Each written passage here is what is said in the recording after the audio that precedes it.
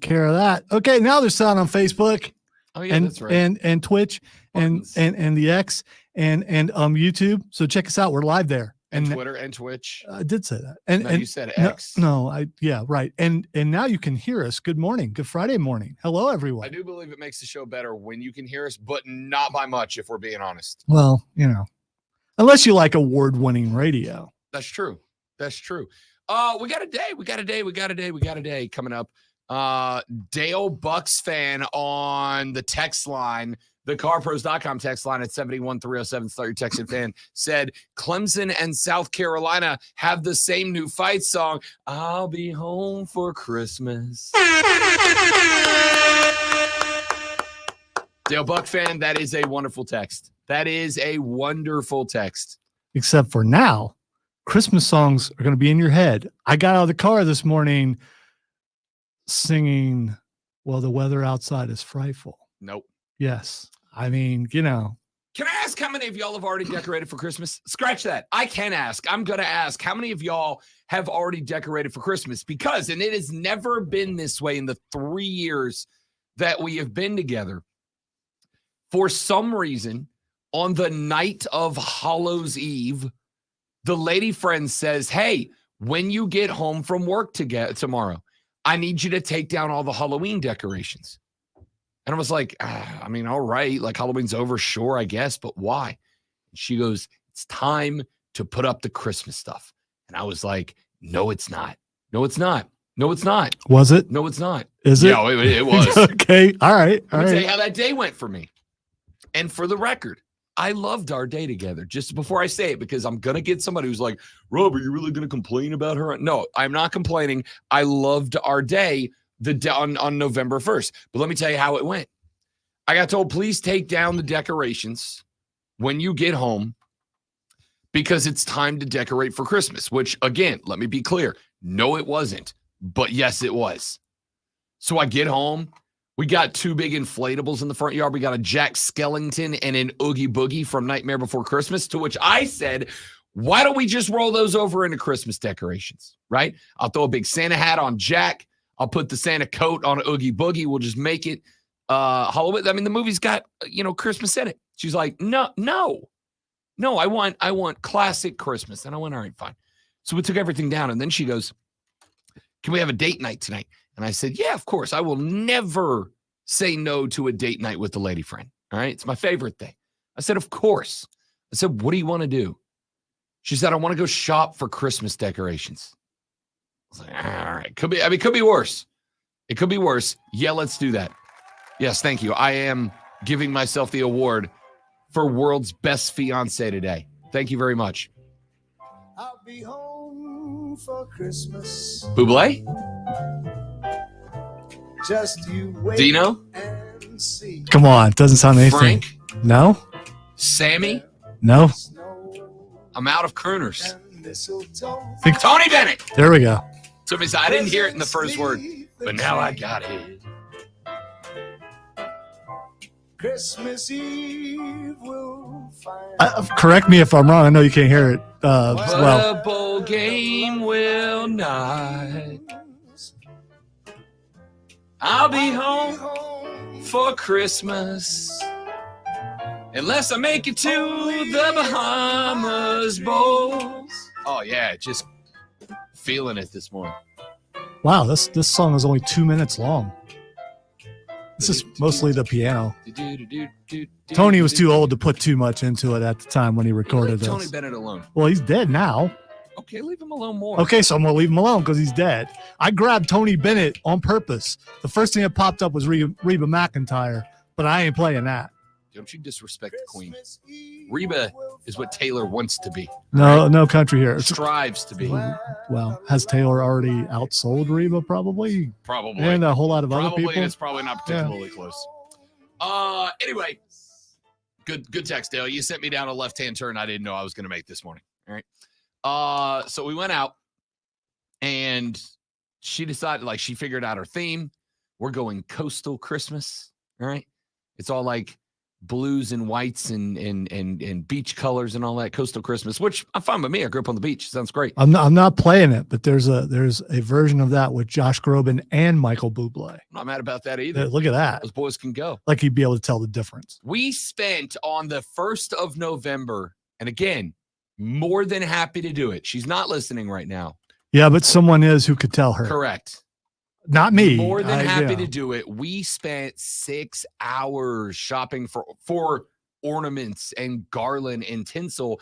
And here's the part that got me. We spent that long going through all of that, finding the perfect ornaments and decorations. And by the way, I totally get to participate. I got mine.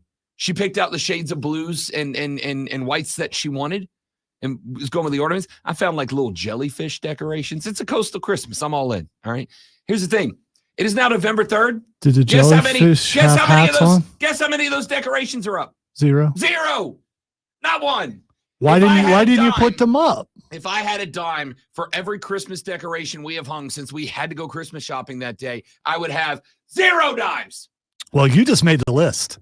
I've been on the list. The honey-do list. That tells you have to do that this weekend. No. Because, and here's the truth, and this part is what I do love, and this is why I told her I want to put it off. The last 3 years we've been together, like decorating for Christmas is a thing. It's like it should be. Thing. It absolutely should be. You throw some tunes on and you get, We do it together because that's what I've been told a couple of times. So like, Rob, she wants to come home to have you like not decorate, but like set up the tree. You know what I mean? Like move the bookshelf out of the way, put the tree up, have the foundation ready so you can decorate together. We usually do that on Black Friday. See, that's what I do. Yeah. I think it's a tradition that a lot of people's places. Of the Thanksgiving disrespect. Right. You got to let Thanksgiving have its. Let Thanksgiving have its moment. All right. Let it have its time. I'm tired of the Thanksgiving disrespect. That's really all this comes down to. Then you got almost a full month to celebrate Christmas after Thanksgiving. Well, actually, this year you will have a full month. It's the how many days of Christmas? 12. Now, I'm giving you like 26 days of Christmas. The song's 12. All right. We got a lot of stuff to get into in the show. That's not that today. If you want to be a part of it, you are, of course, more than welcome to. 844-326-3663 is the number to get on the phones. The carpros.com text line is 71307. Start your text with FAN, FAN. All right. I know you need to move. You want to move on, but read Joe's. Joe said, I feel your pain, Rob. My wife puts up 5 full-size trees, all different themes.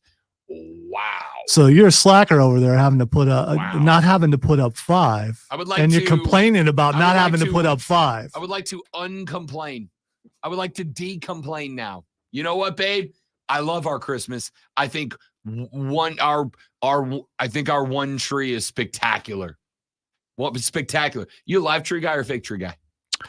Fake, because you buy it once and it lasts a few years. You save money that way. Also, pine needles, man, and whatever. I'm team real tree. Okay. I'm team real tree. Yeah, but we're not going to be here for Christmas this year, so we're going fake tree this year. You ever been stabbed in the foot with those needles before? It hurts. Alonzo, I've had real trees since I was a kid. No, I've never had a tree-related injury. Well, apparently you take better care of them than I do. Yes. Apparently.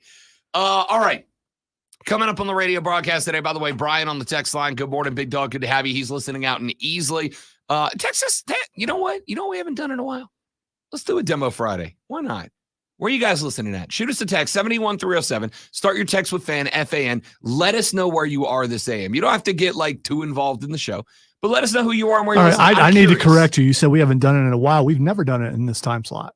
That's true. You need to keep in mind all these things that we've done before. We've never done in this time slot. So it's brand new. We got a bunch of new listeners. We do. So, I mean, Good call, Lonzo. That's what I do. So here's what we're going to do. In a moment that Lonzo is going to regret here in a second. Today we'll do a demo Friday. I want to know who you are and where you're listening from. All right. We got Brian and Easley that started this whole thing off. I want to know who you are and where you're listening from. You don't have to go crazy. I don't need a whole life story. Just hit me with your name and where you are. Let's see where we're at across the upstate and across the world this AM. And then go ahead and stick it on the calendar now. We haven't done this in this time slot either. Next Wednesday, I'm marking it down on the calendar now so I don't forget. Next Wednesday is going to be a get to know your host Wednesday. We have not done one of these in a while. It will be a show where for the entire 4 hours of the show, you guys will be able to call or text in and ask of Lonzo and I anything that you want to ask. And unless it will criminally implicate us in something, we will answer those questions. All right? So, Demo Friday, we got Spur Daddy and Duncan. We got Kelly and Campobello. That's how you say that, right? Yes. All right. Because with 2 L's in Spanish, it would be Campobello.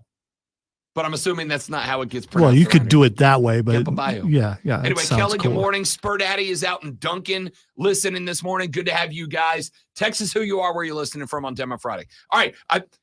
You could also throw it up on the stream if you want. That's true. If you're a streamer. 100%. Yeah. 100%. Like this one. At CDRDB said, I'm listening in Inman. Don't usually catch y'all. Headed to bed now. Have a good show. I respect that. Well, looking at his profile pic, he's going into that thing that Darth Vader has that comes down. Yeah, like enjoy your evening. Yeah, DB. Your chamber. Enjoy your evening. All right, coming up on the show today, I got a lot I want to get to. Let's start with some college football. CSI Ann Arbor. New details.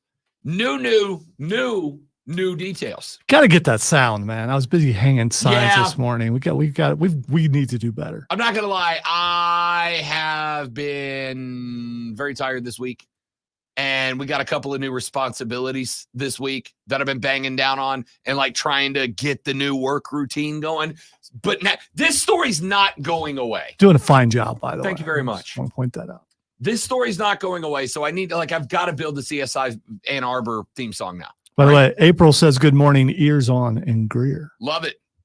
Ears up. Let's go. Grr. Ears up.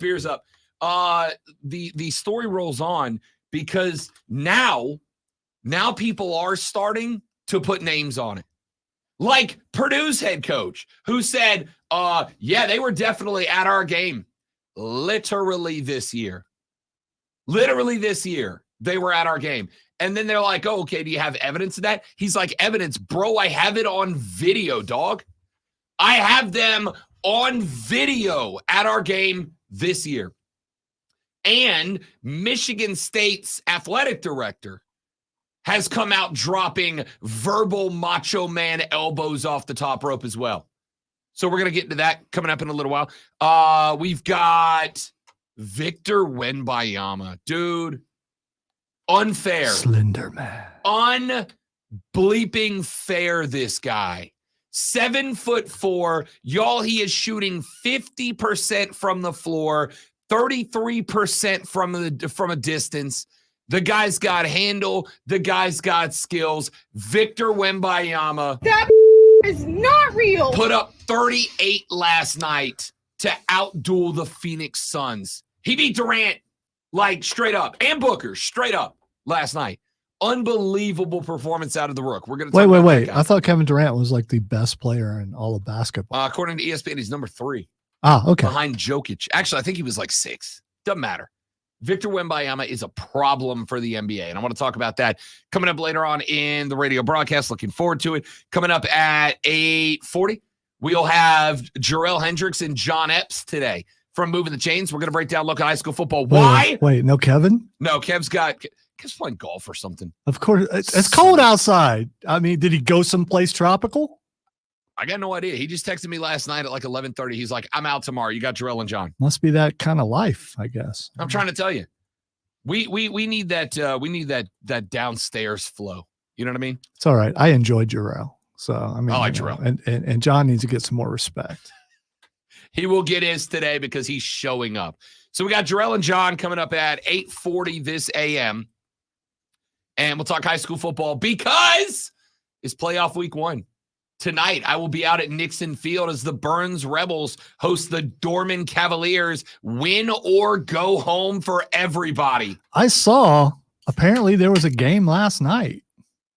Yeah, I saw that pop up on Twitter. I wasn't paying attention. Yeah. It was Spartanburg and somebody. Oh, did they play last Yeah, night? I think Cole Well, and the Scramble were there. Actually, you know who's going to know that? John and Jarrell. There we go. 840, moving the chains, talking some high school ball. And we'll preview that Burns-Dorman game coming up this evening. Looking forward to being on the call for that. We have got on the radio broadcast today our water cooler cheat sheet at 7 o'clock. 3 biggest stories in sports you need to know. At 7:20, the quad box. I'm going to give you the 4 games in each window for college football that you have to watch, and there are some good ones. At 7:40, the Palmetto preview, where we'll take a gander at South Carolina v. Jayville State, the Gamecocks Bowl, and Clemson taking on Notre Dame, the Tyler and Spartanburg Bowl. Can't wait for that. 8 o'clock, clock in and lock in. I'm going to give you my best bets for the weekend. 8:40, John and Jarrell from Moving the Chains. 9 o'clock is your hour. Whatever you want to get to in that 9 o'clock hour, it is entirely up to you. We got J Money, who is apparently listening from my mother's house, according to this text.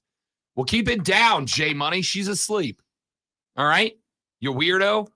J Money said, J Money listening from your mama's house. Yeah, but it could have been talking about my mama's house. You know, I think In Ohio? it's pretty self-centered. Well, it's Florida. It's all about you, Rob. Maybe he's at my mom's house. Texter in case said, you need to be careful in that neighborhood, dude. You really do. I feel like Lonzo's mama don't play, is all I'm saying. Oh, she doesn't. You wouldn't make it in that house. Texter said, Notre Dame fan here in Greer, not Greer. Greur. Yeah, I mispronounced it earlier. I apologize. It's Grr. Grr. Just think Tony the Tiger has cut off the 8 part. It's Grr. There you go. I like it. All right, let's take a break. When we come back here in just a minute from right now, we're going to knock out the not college football early. All right? We're going to knock out the NBA stuff right out the gate. So stay. It'll be over quickly. Just relax. One segment. We got to talk Victor Wenbayama. And you know what starts tonight in the NBA? The in-season tournament. And I don't care that Lonzo's shaking his head and rolling his eyes. I am jacked up. So we'll talk about that when we come back here in just a minute. I'm Rob. He's Lonzo. You're you. Thanks for listening. Hit us up on the text line 71307 on a demo Friday. Where are you at? Let's get it. The Rob Brown Show rolls on. It is the Fan Upstate. Good morning.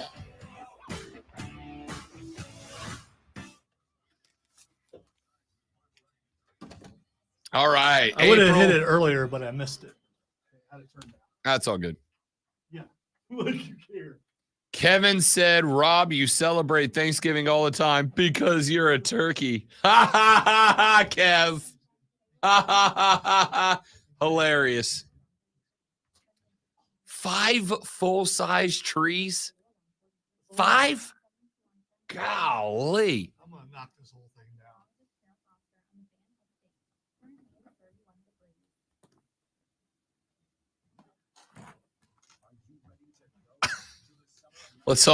Let's all see how Lonzo pulls this off.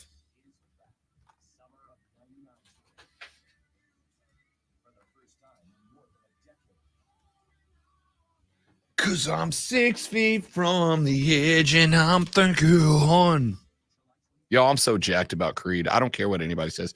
Last night we talked 4 more people into buying Creed tickets. There's now. How's that look? Good. More visible now? Yep. Okay. There are now, I think, 13 bros going to this Creed concert together in July of next year. I could not be more jacked up. Only bros? The women are not going? Nope. It is all bros.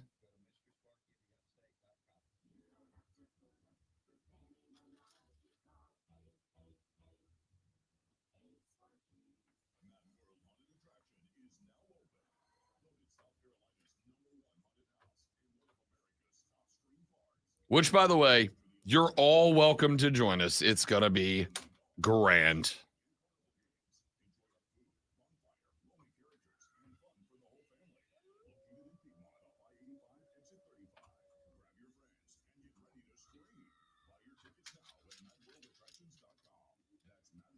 Trey said everyone I've talked to wants to go to the Creed concert. Yeah, I pulled a favor to get the pre-sale code, so I knew I could get my fellas in. Wow. I pulled a favor. I have limited favors. I know a guy. I had to call a guy. All right, so I got a guy. I called that guy. That guy called another guy. There was some communications had. So me and the boys, we got the Creed tickets. And on top of that, on top of getting the Creed tickets, That's in the wrong place. I took off the day after the concert. Told the boss to his face the other day, plan on me being out that day. And there are 4 of us who are all meeting at noon. Keegan lives right by the venue. So there are 4 of us all meeting at noon at Keegan's house. We're going to pregame for like 3 hours. Then we're going to go to the venue like 3 hours before the show starts so we can go get we're just all going GA since there's so many of us. We're all going like 3 hours early so we can make sure we've got the best lawn seats in the game. And we're just going to tell you, I've already told the boys, like, plan on spending a couple $100 while we're there. I'm getting the T-shirt. Can you like walk there from Keegan's? Yeah. Yeah, okay. That's why we're doing it. Okay, that helps. We're going to make his HOA hate him. Then we're going to walk over to the venue and put the blankets down on the lawn and be those guys. I'm going. So if I were to crash the thing, I could get someone to drop me off at Keegan's or just a neighborhood and I'll walk around till I see your car. But I'm going to go ahead and tell you now, we are going buckets of 4 Locos in the front yard. Well, I figured that. We're going full Florida man, all of us. Even though I am going to ingratiate my boys into the world of the Florida man. Yeah, I'm just joking. I ain't going anywhere 3 hours early. It's just not, It's not that far of a walk if you just get dropped off at the front of Heritage. I mean, and Good luck. Good luck. It's a nice walk. Good luck. What? No, I'm talking about out on the main street. Oh, that's like a mile to the gate. It's not that far of a walk. We parked, not even at the entrance. We parked at that first parking lot when we went to see Santana. We missed the first 6 songs walking. I walk faster than you. We got there early and missed the first 6 songs. All right. People get out of my way. I'm like Andre the Giant. Everybody move. And they do. It's like parting of the sea. Think big. Yes. Put the hair over the eyes. Look menacing. Although it's Creed concert, that probably won't work.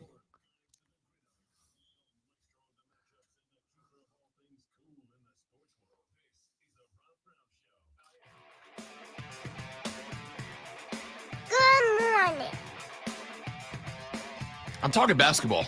All right. You're just going to have to accept it, Lonzo. Nope. You're just going to have to get over it. Nope. You're just got to have to live with it. Nope. Hot as fish grease, bro. The Rob Brown Show rolls on. It is the Fan Upstate. Rob Brown and the Great One with you on a Football Friday morning. It is also Demo Friday. We want to know who you are and where you're listening from. All right. We want to know where the Rob Brown Armada is stationed this AM. So shoot us a text on the carpros.com text line 71307 and let us know who you are and where you are. We'll give you some shout outs on the radio. Ladies and gentlemen, the entire National Basketball Association needs to be on alert right now because Victor Wenbayama is a problem. Now, we're 1 game in, and I know that we are 1 game in. We're not 1 game in. We're 5 games in. But we're 1 game in as far as Wenby being MVP caliber. Last night, the Spurs knocked off the Suns 132-121. The Spurs are now 3-2, 2-1 on the road. The Suns are now 2-3, 1-2 at the house. So the Suns are like, it's going to take a little while for the Suns to warm up. Get it? Okay. It's going to take a little while for the Suns to get there. Yeah, I know that joke stunk. I agree. Here's what's interesting about this. It really was not a bad game for the Suns. Kevin Durant had 28. D-Book, who is, and I mean this, my favorite player in the NBA right now. I love Devin Booker. This guy's a stud. He's been a stud. And ain't none of y'all wanted to listen to me when I told you that he was a stud. D Booker, 31 points, 9 boards, 13 assists last night. My dude was 1 board away from a triple-double, another triple-double. Guy can go. It didn't matter. Victor Wenbayama, 15 of 26 from the floor, 3 of 6 from the arc, 10 boards, 2 assists. Homie put down 38 points last night. And he's 7'4". Victor Wenbayama is dropping dunks the way that Zion does, and he's got him by 7 inches. He's unbelievable. How did Zion play last night? Listen, Lonzo. Rest is important. All right. Rest is important. It is important to every now and then. You just got to give yourself a day. Unless you're Victor Wenbayama and you don't need rest. I'm sorry. Did the Pelicans win last night? They did. They did. Okay. Thank you very much. If you can rest Z and catch that dub, you're fine. You are at this point used to playing without him. So, I mean, there's that. I don't need this from you today. All right. I'm having a You good were day. talking about Wenbayama. I don't need that day from you right now. McCollum, 33. All right. Yes, you're right. I'm talking about the Spurs, not the Pelicans. I'll come back to them later. Victor Wenbayama went for 38 points last night, chipped in 10 boards and a couple of assists. He was I've told you before, I love the plus-minus stat. All right. It is not the most important stat in the world, but it is a stat that is important. It's a stat that I like. The plus-minus stat is just your score versus their score while you are on the floor. Victor Wenbayama in the plus-minus category last night was plus 21. That means when Wemby was on the floor, the Spurs outscored the Suns by 21 points. He went 34 minutes. That's incredible. There's not here's what blows my mind. There's not an element to the game this guy doesn't have. I have watched him cross up shooting guards.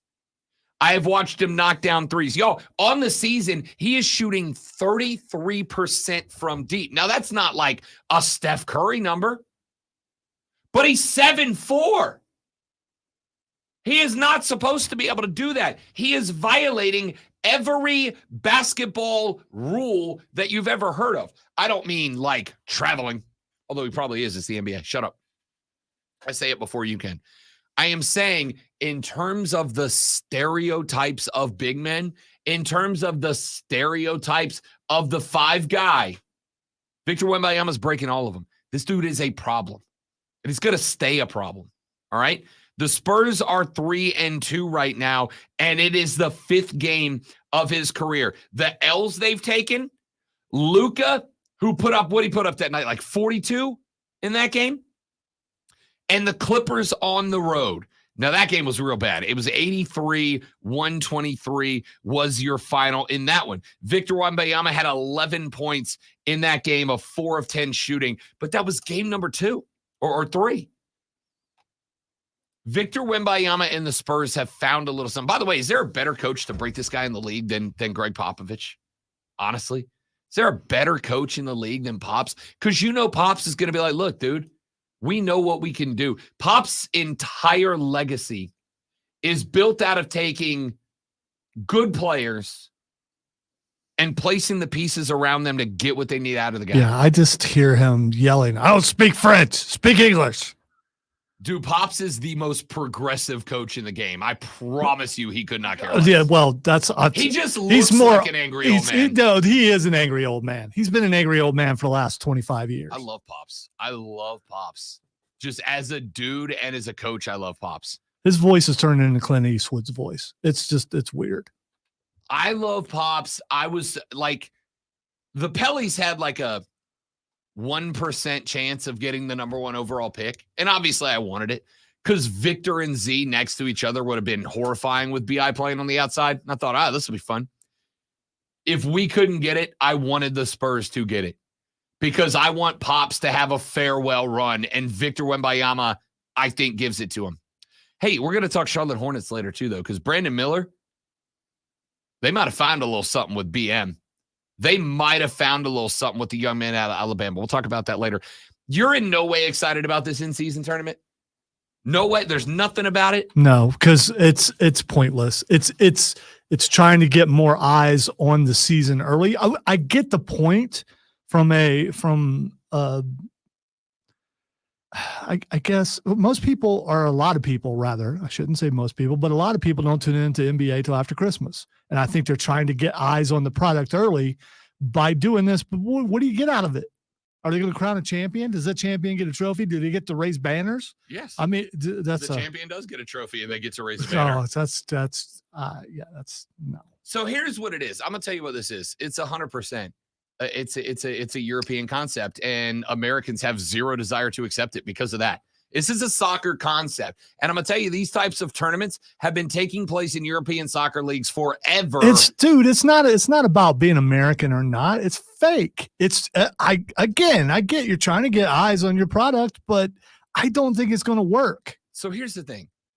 This is where Rob gets to go existentialism. It's in the middle of football season, dude. Everything is fake. Everything is fake. Everything is fake. This is your entire standpoint on life. Everything is fake. Well, it is a work, yes. Things only have the meaning that you assign to them, right? Words only have the meaning that you assign to them. Actions only have the meaning that you get to assign the meaning of everything in your life. So this tournament, I'm going to assign myself the word Emperor of Odyssey. So there we go. Are you the arbiter? No. So, someone else has that title. The thought here is that this tournament only matters if we as the fans decide that it matters, right? But I am telling you, you should decide that it matters. It's going to be fun. Why is it bad that we have something for the players to play for? It starts tonight from just the championship. Does it start tonight? It starts tonight. You know what's going on tonight? You should know what's going on tonight. High school football playoffs is going on tonight. Also, SmackDown's on fire. There are things. There's probably college football on tonight too. Do it on a Tuesday. It's not only tonight. Okay, it is scattered across nights over the next month. Maybe I check it out on a Tuesday. Yeah, that's the other thing. It's not really a tournament. If it's scattered, there are other games in between that count towards it or don't count. There are multiple games throughout. The games on this game is a tournament game. Tomorrow is not. 2 days from now, that's not a tournament game. But the day after that is. Right. You know how confusing that is? Not at all. It's very confusing. Not at all. It's very confusing. It is confusing if and only if you've decided that you want to let it to be confusing as a way to negate it. All right, Rob, it's not a real tournament. A real tournament happens in succession. No, it doesn't. You don't have games in between. You don't. All right. You don't. Okay. All right. Let me address this. I get you're wearing a soccer kit, and so you think everyone – and I don't even think soccer does that. Yes, it does. Okay, all right. That's literally where this model comes from. Okay, all right, If you look at European leagues, they have these types of tournaments that take place. I know. I've been there. They have these types of tournaments that take place where they will have tournament games that are sprinkled into the regular season of that league. So you'll be playing in this league over here, and then you'll have like a game on this Saturday, game on Saturday, and then a Wednesday in the middle. You'll have a game that belongs to this tournament that you're playing in that is a national tournament, or this tournament over here you're playing in that is a European only tournament. And then, oh my gosh, we get crazy. They take the players in the regular season out. They bring them back to their homes to play on their international teams in the middle of the regular season over here. Succession means nothing unless you just have to, because that's your comfort zone. And what I am trying to beg of you people is to get out of your comfort zone. Get out of what you in your head have decided. This is the only way we do this. It's not. This tournament has the ability to be an awesome idea within the NBA. It doesn't change anything. These games are games that count. They still matter. They still count in the regular season. Will this be around next season? Will this be around? No, it will not. It will 100%. not. This is a one season experiment. It's going to fail, and it won't be back next season. Why is it going to fail? Because no one's going to watch it. If you're watching the NBA, you're not watching for this reason. It's not going to bring new eyes to the product. They're going to look at it and go, okay, this didn't help ratings. So we're going to get rid of it. Again, it's not taking anything extra away from you. right? Like, that's the beautiful part about the tournament. This is not a side project that you've got to put the NBA on hold. It's literally games that were already scheduled. I don't know why you're getting so worked up about this. It's not going to work. It's just not. I'm getting worked up about it because I have so many people, including you, that are dooming this thing without even giving it a damn chance. Without even giving it a chance. You're not even going to give it a chance. It's kind of like not liking a movie before you watch it. I don't know where I can think of someone who does that. I don't do that. Yes, you do. I might think I'm probably not going to like this, but I don't not watch it. There you go. I'm just going with the Rob Brown model of thinking. Listen. And it's hot in here, and you're still wearing that. You're still wearing that. Here because I realize the shirt I put on underneath it is one size too small. All right. It looks good, though. It does look good. I mean, people may just look at the shirt and not look at what's I'm not going to lie. making it poke out in weird places. I got out of bed this morning, and I had a real good start to the day, and I put on the shirt, and I felt real good about it. And now that I've, like, recouped, I'm like, oh, no, the shirt's needed an extra X on the out. Listen, give this tournament a chance. Just give it a chance. That's all I'm asking. Give it a chance. Because it is not anything that we're used to. It's not like anything we've seen as far as in any individual sport, unless you are a soccer fan. And I get that new things can kind of throw you off a little bit. Give this thing a chance. Give this thing a chance, and let's see how you feel about it when the finals of this tournament take place in Vegas in a few months. Oh, we are safe. Y'all, beer me strength. All right, let's take a break. It's an Office reference. I'm just going to make a bunch of references today that Lonzo doesn't get. Let's take a break. We'll come back here in just a minute. We got some college football coming up. We got Water Cooler Cheat Sheet at 7 o'clock. We got Quad Box at 7:20.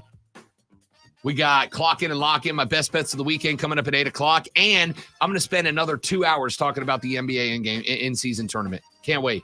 The Rob Brown Show rolls on. It is the Fan Upstate.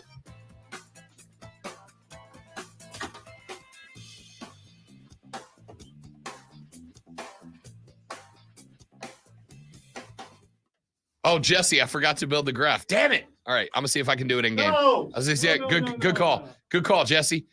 What the world needs now is graphs, more graphs. Was that not on all the way down? Am I dying in this jacket for no reason? No, that's on me. It won't click on until like 9 o'clock. I know, it sucks. Be right back, guys. Don't go anywhere.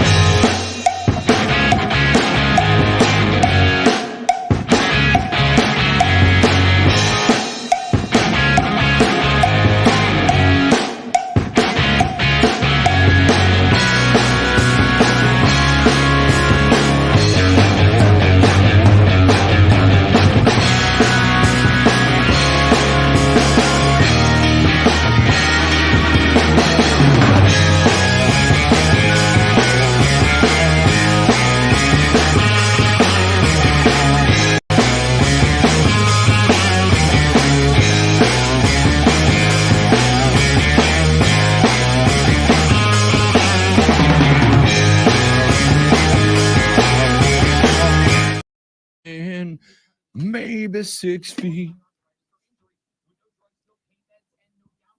So there's what appears to be headphones laying outside of the engineer door. The mic. Okay. It's a USB mic. So It's just on the ground. yeah, it's on the ground. So it's like, did someone leave that there because they want it fixed? Or is it like some sort of trap? If someone picks it up, they're going to get shocked or something. It's this building. I don't know, but no one's touched it yet. Or is this like, one of those things where you send a message to the engineer by leaving a piece of equipment outside the door? I don't know. Is that you doing? I got it. Yeah, it's done.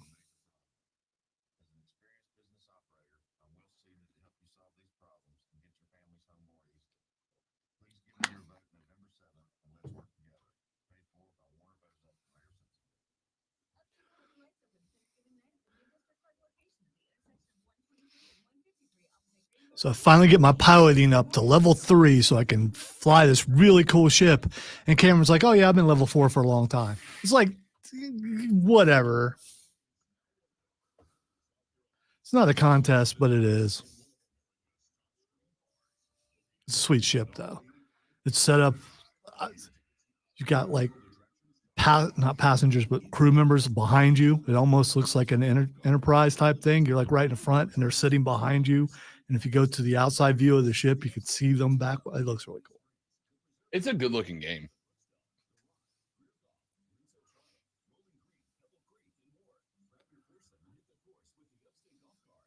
I think it's glitched though. It said I needed to destroy like 5 more ships in order to get that. And it took me like 15. So like some ships don't count. I don't know. Then the new ship I got, it's sweet looking. And then it has no weapons on it. But that's cool because I can go buy my own weapons and custom weapons on it. Yeah, it's there's a mission if you help one of the guys out, he gives you a ship. And he's a shipbuilder, so it's a nice ship. It's got several floors on it, all kinds of stuff, but it has no weapons. But I've got like 90,000 credits and I'm going shopping.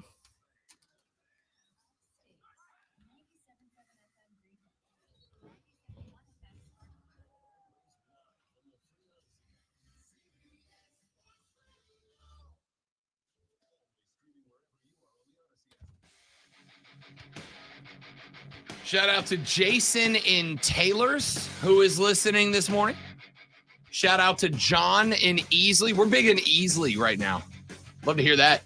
It's Demo Friday. Send us a text, 71307. Started with fan. Tell us who you are, where you are listening from. Little audience survey this AM because I'm curious. Early risers in Taylor's. I mean, they go get stuff done. That's what they do. I know that for a fact. I see people every day there are people that when I leave my house, which is done between 4 and 4:15 in the morning. When I leave my house, there are people out jogging already. I'm like, how? What? How? If you got up a little bit earlier, you could join them. No, I can't. I can't get up earlier or join them. I'm incapable of both, man. All right, we got a lot of stuff we're talking about this morning. If you want to be a part of the show, the phone line's open for you. 71307 is that number. So Lonzo sent me a tweet yesterday or this morning. I don't know, at some point. It was probably this morning.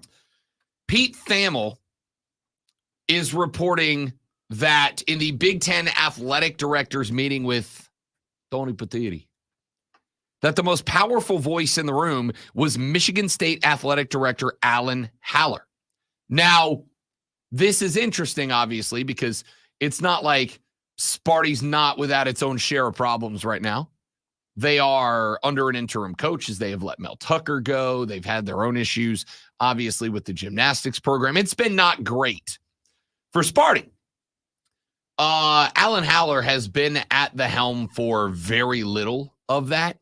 In fact, he was put in this spot to try to kind of clean up the mess of some pretty disgusting situations there for Michigan State.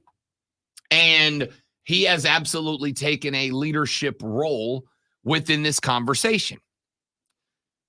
According to Thamel, While it has been rumored that Ryan Day has been the most vocal coach. Gee, Shocker. I wonder who caused that rumor. Yeah. Haller's message is being discussed the most, as it included alterations and preparation that Michigan State needed to go through prior to its game with Michigan, when he received a call about the videotaping in the middle of game week. Somebody called him in the middle of game week and was like, yo, FYI, Michigan's got your signs, dude. How do you know? They've got everybody's signs, bro. So what I think there'll be a movie of the week eventually. We're going to find out that Stallions rubbed somebody wrong way. He got too big for his britches, so to speak, and he crossed the wrong guy, and that one guy is blowing the whole thing up. I'll tell you right now, the 30 for 30 on this is going to be immaculate. It's going to be great. I can't wait. Do you believe that one man can take down an entire program? What if I told you? Like, it's going to be so good. Haller's apparently also referenced last year when the Big Ten quickly and aggressively forced Michigan State to suspend numerous players after the tunnel incident in Ann Arbor before the league finished investigating the incident. He expressed the potential hypocrisy of the Big Ten in the event that Michigan would not be punished since they are under investigation, but Michigan State's players were not protected, especially in the situation where player protection seems to be a major concern. Now, this is why this is interesting to me. Because Haller absolutely has a point, right? Which is why I sent this to you. I thought it's a really good point. It is. Because they did bring that punishment down quick. And part of the reason is what we like to refer to as the Ray Rice effect, right? Remember the Ray Rice story when he was in Baltimore?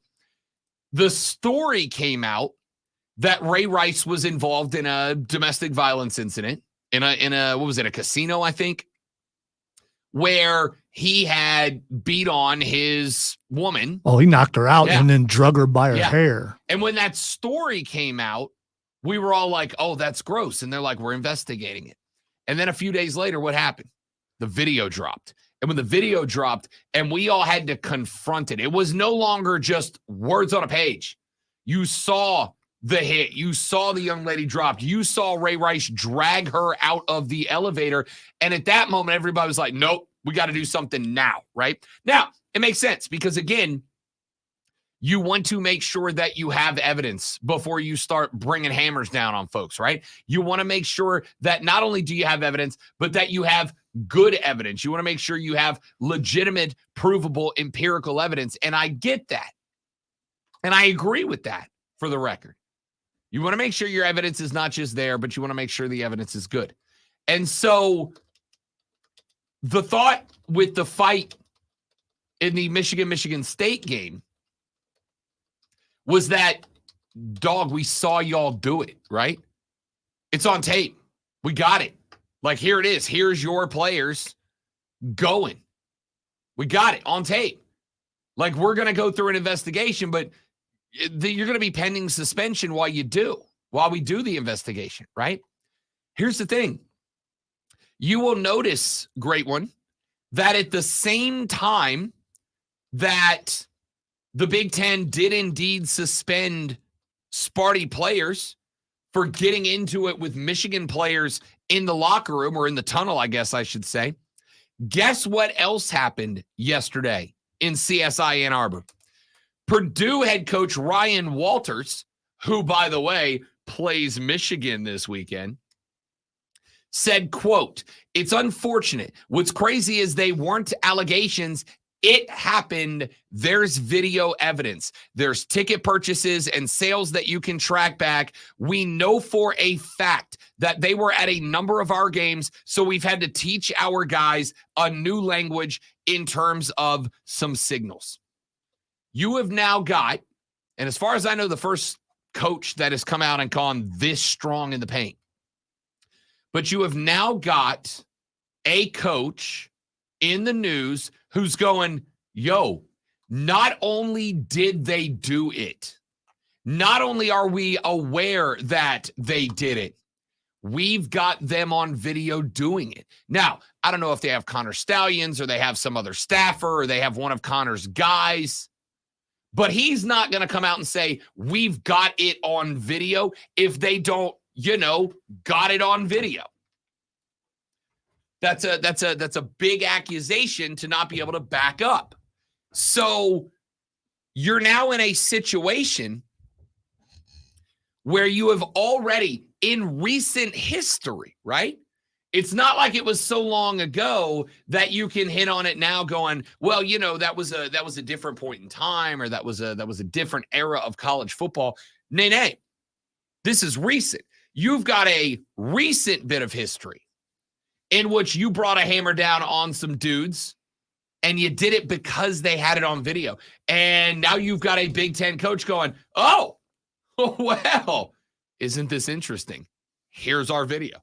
If that is the standard, if that is the precedent that you set, that we've got it on video, we all saw it happen, we know it happened, and we don't want it to happen again. So since we got it on video, yes, we're investigating, but we're going to bag you up while we are.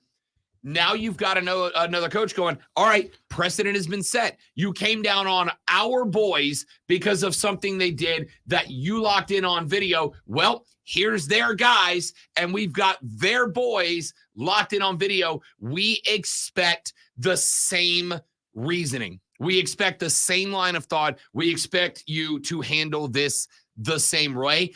And they have a valid argument. Real valid. Remember, the NCAA can't, based on their own protocols. The NCAA can't. Lonzo, the Big Ten can. It is the Big Ten that is going to ultimately make the decision about whether or not Michigan is going to be allowed to go to a playoff game, assuming they make it. Like I said, I assume Ryan Petiti right now is a big Buckeye guy. Still, first move to make, you suspend the coach. And you suspend the coach during a pending investigation. Now, does that cost them wins? Probably not, but at least you show you're doing something. The only win I think it threatens, maybe Penn State, the win it threatens is Ohio State. But here's the thing. If Ohio State, Michigan was this weekend, I think you're in a real good spot if you're Tony Petiti, because I think you can just kind of hang out, right? You can be like, okay, we'll come up with a decision real soon. And then you just wait. And if Ohio State beats Michigan this weekend, you go, sucks, Wolvies, but, we got you on video. We got to do it. The problem is, I don't think he can afford, with now active ADs and head coaches, not just complaining, but doing so and putting their name on it publicly. I don't think you can hang out until Thanksgiving and not make a decision, right? If you're going to do it, you either got to do it now and prove to the ADs and coaches that you're paying attention, or you're not going to do it at all and tell all of them, we don't really care what you think. What if, and I know this is a big stretch, what if the rest of the coaches and ADs in the Big Ten say they will forfeit the rest of the games and they will not play until something is done? I don't know. No, you've been talking about money. That's money across the board. I agree, but that's not going to happen predominantly because they would cost themselves a lot of money. And with most programs running in the red anyway, you can't really afford that. But I mean, it would be a hell of a principled stand to take if the entire conference held hands to do it. All right, we got to take a break. Lonzo's about to blow your mind with an incredible Rob Brown Show Sports Flash, and then we're back with the water cooler cheat sheet. It is the Rob Brown Show. It's the Fan Upstate. All right, last night on Thursday Night Football, Will Levis threw an interception in the end zone to end the Titans' chance to defeat the Steelers. Pittsburgh gets the win, 20-16.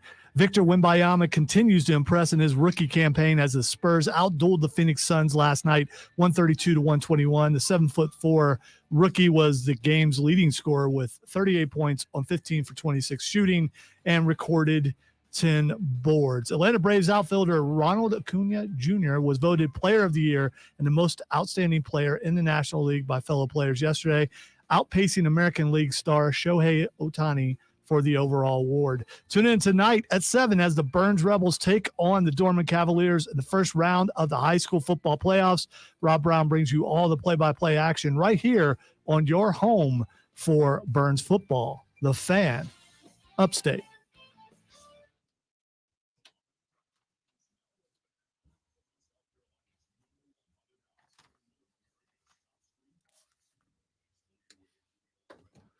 Yeah.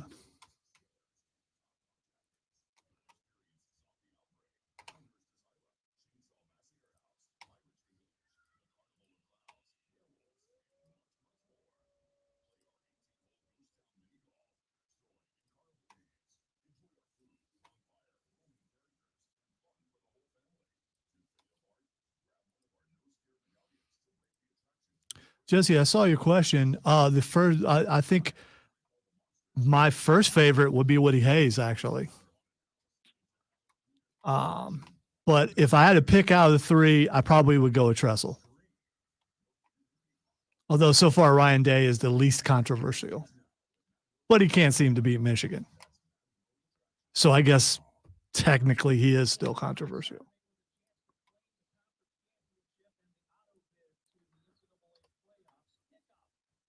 But I pick Woody Hayes just because he's the reason why people around here hate Ohio. One of the reasons. I've done research, so. Meaning I've asked people, why do you hate Ohio? And they can't come up with a reason. But then, you know, after further questioning, it's Woody Hayes.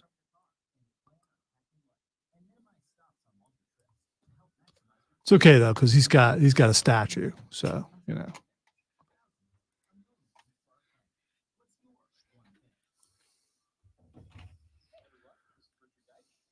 Sometimes someone who's hated one place is a hero somewhere else. Bob Knight. Well, Jesse asked me my favorite coach out of those three, and my first would have been Woody Hayes. But, you know, but out of those three, I still will go with Tressel. I could go with Urban Meyer just to make Rob mad. And like I said, Ryan Day hasn't beat Michigan yet, so I can't go with him.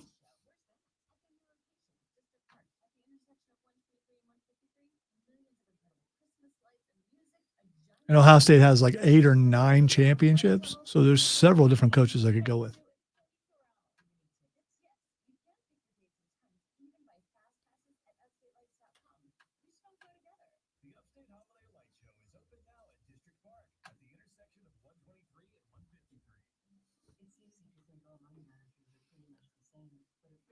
And in the age of NIL, Tressel would still be the coach.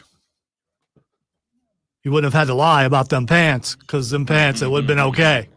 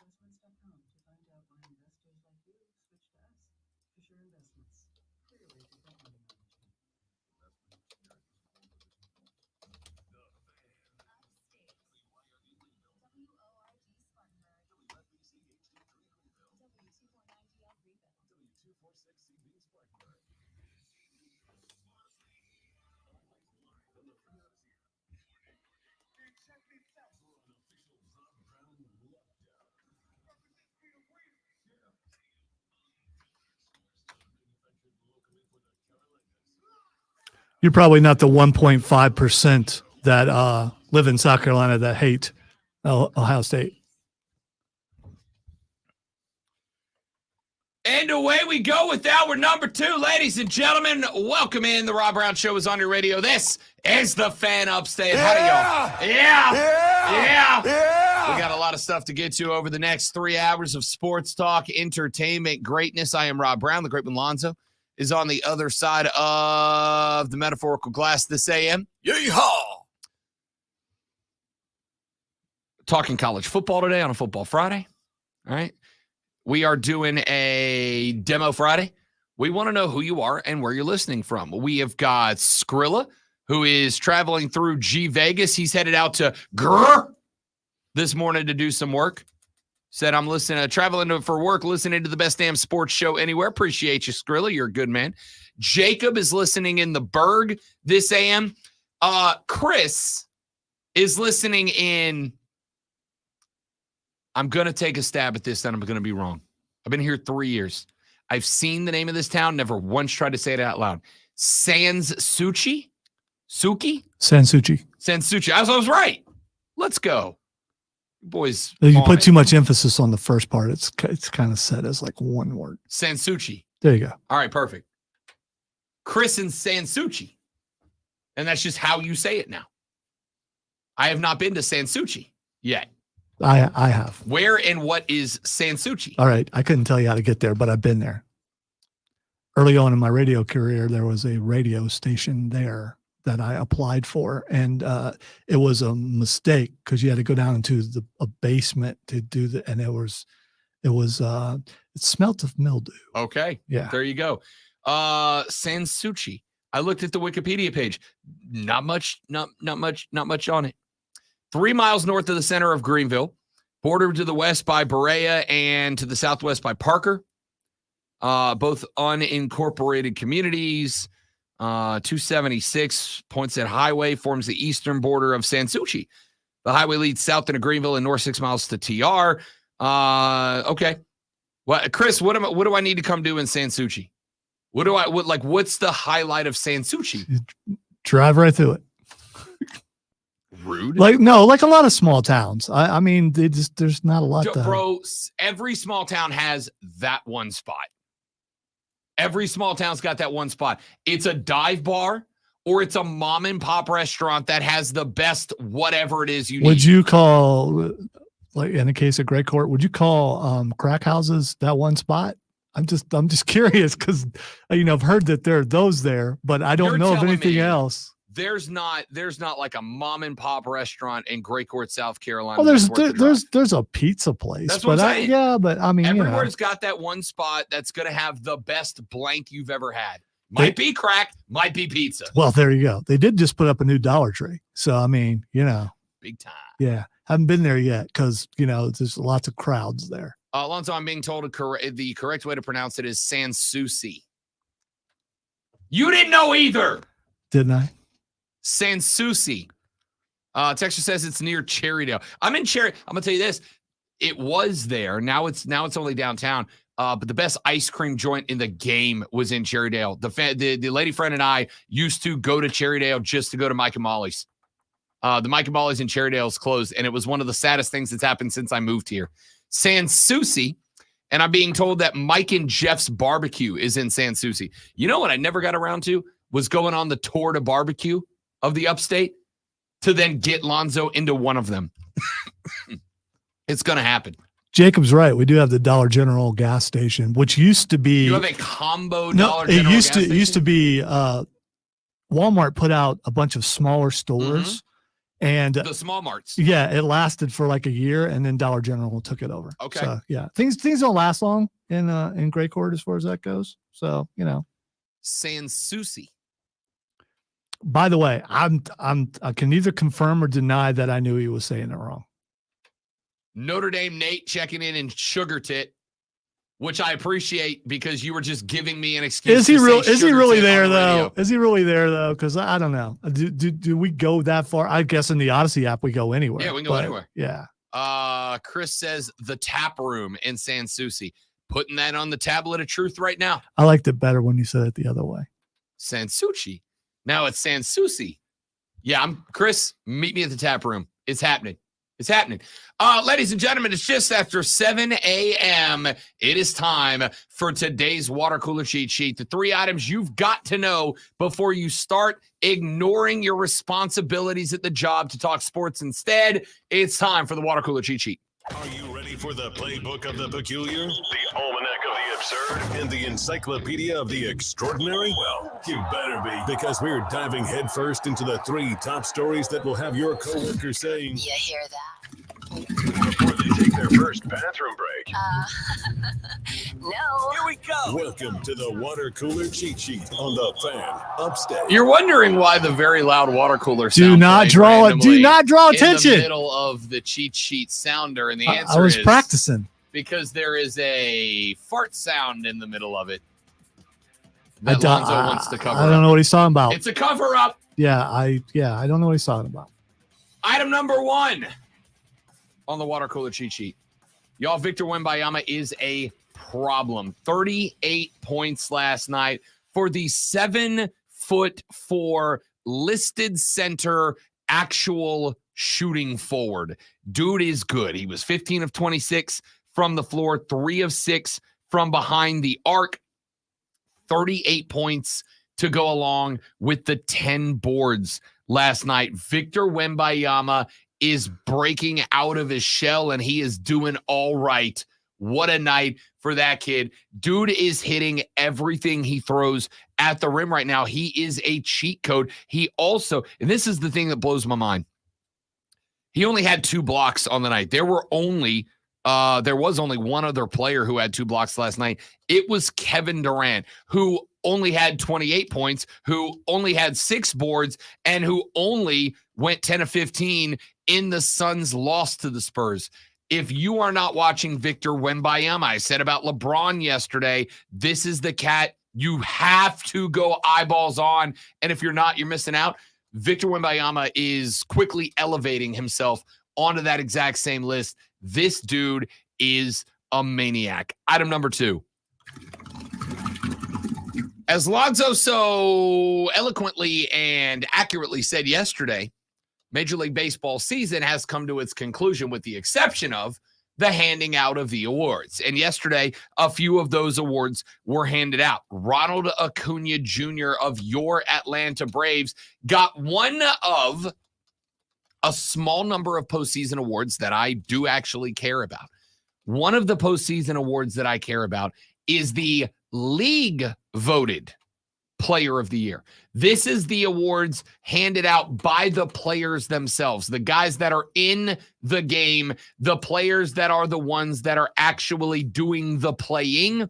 They are the ones that I care about when it comes to award season. And that is why the award that Ronald Acuna Jr. took away yesterday is one that matters to me.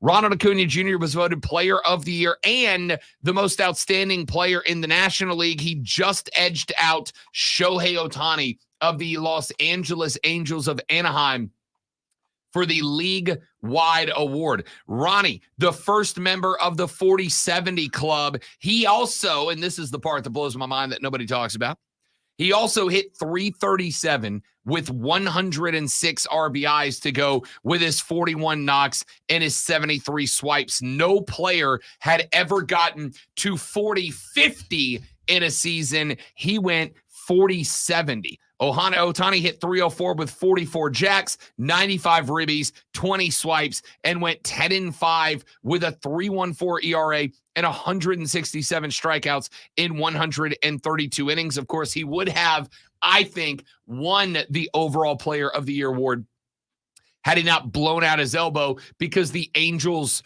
it's the word I'm thinking of, suck and do not take care of their players, which is why Mike Trout and Shohei Ohtani have spent as much time not playing as they have. Ohtani, by the way, expected to be a free agent and maybe the most well-paid free agent in the history of baseball. Marcus Semien, second baseman of the World Series champion Texas Rangers, won his second Marvin Miller Man of the Year award given to a player whose leadership inspires others. Semien also received the award in 2021 and is a member of the union's 8-man executive subcommittee.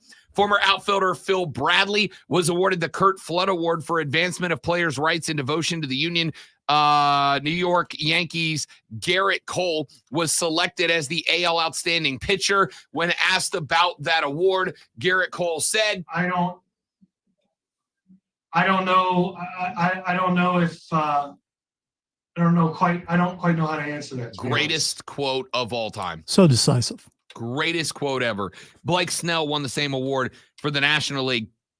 Chicago Cubs outfielder Cody Bellinger won the Comeback Player of the Year award for the NL. White Sox reliever Liam Hendricks. No surprise if you heard that guy's story. It is incredible. Liam Hendricks had to walk away for the game briefly because of a cancer diagnosis, was able to beat that return and play good ball.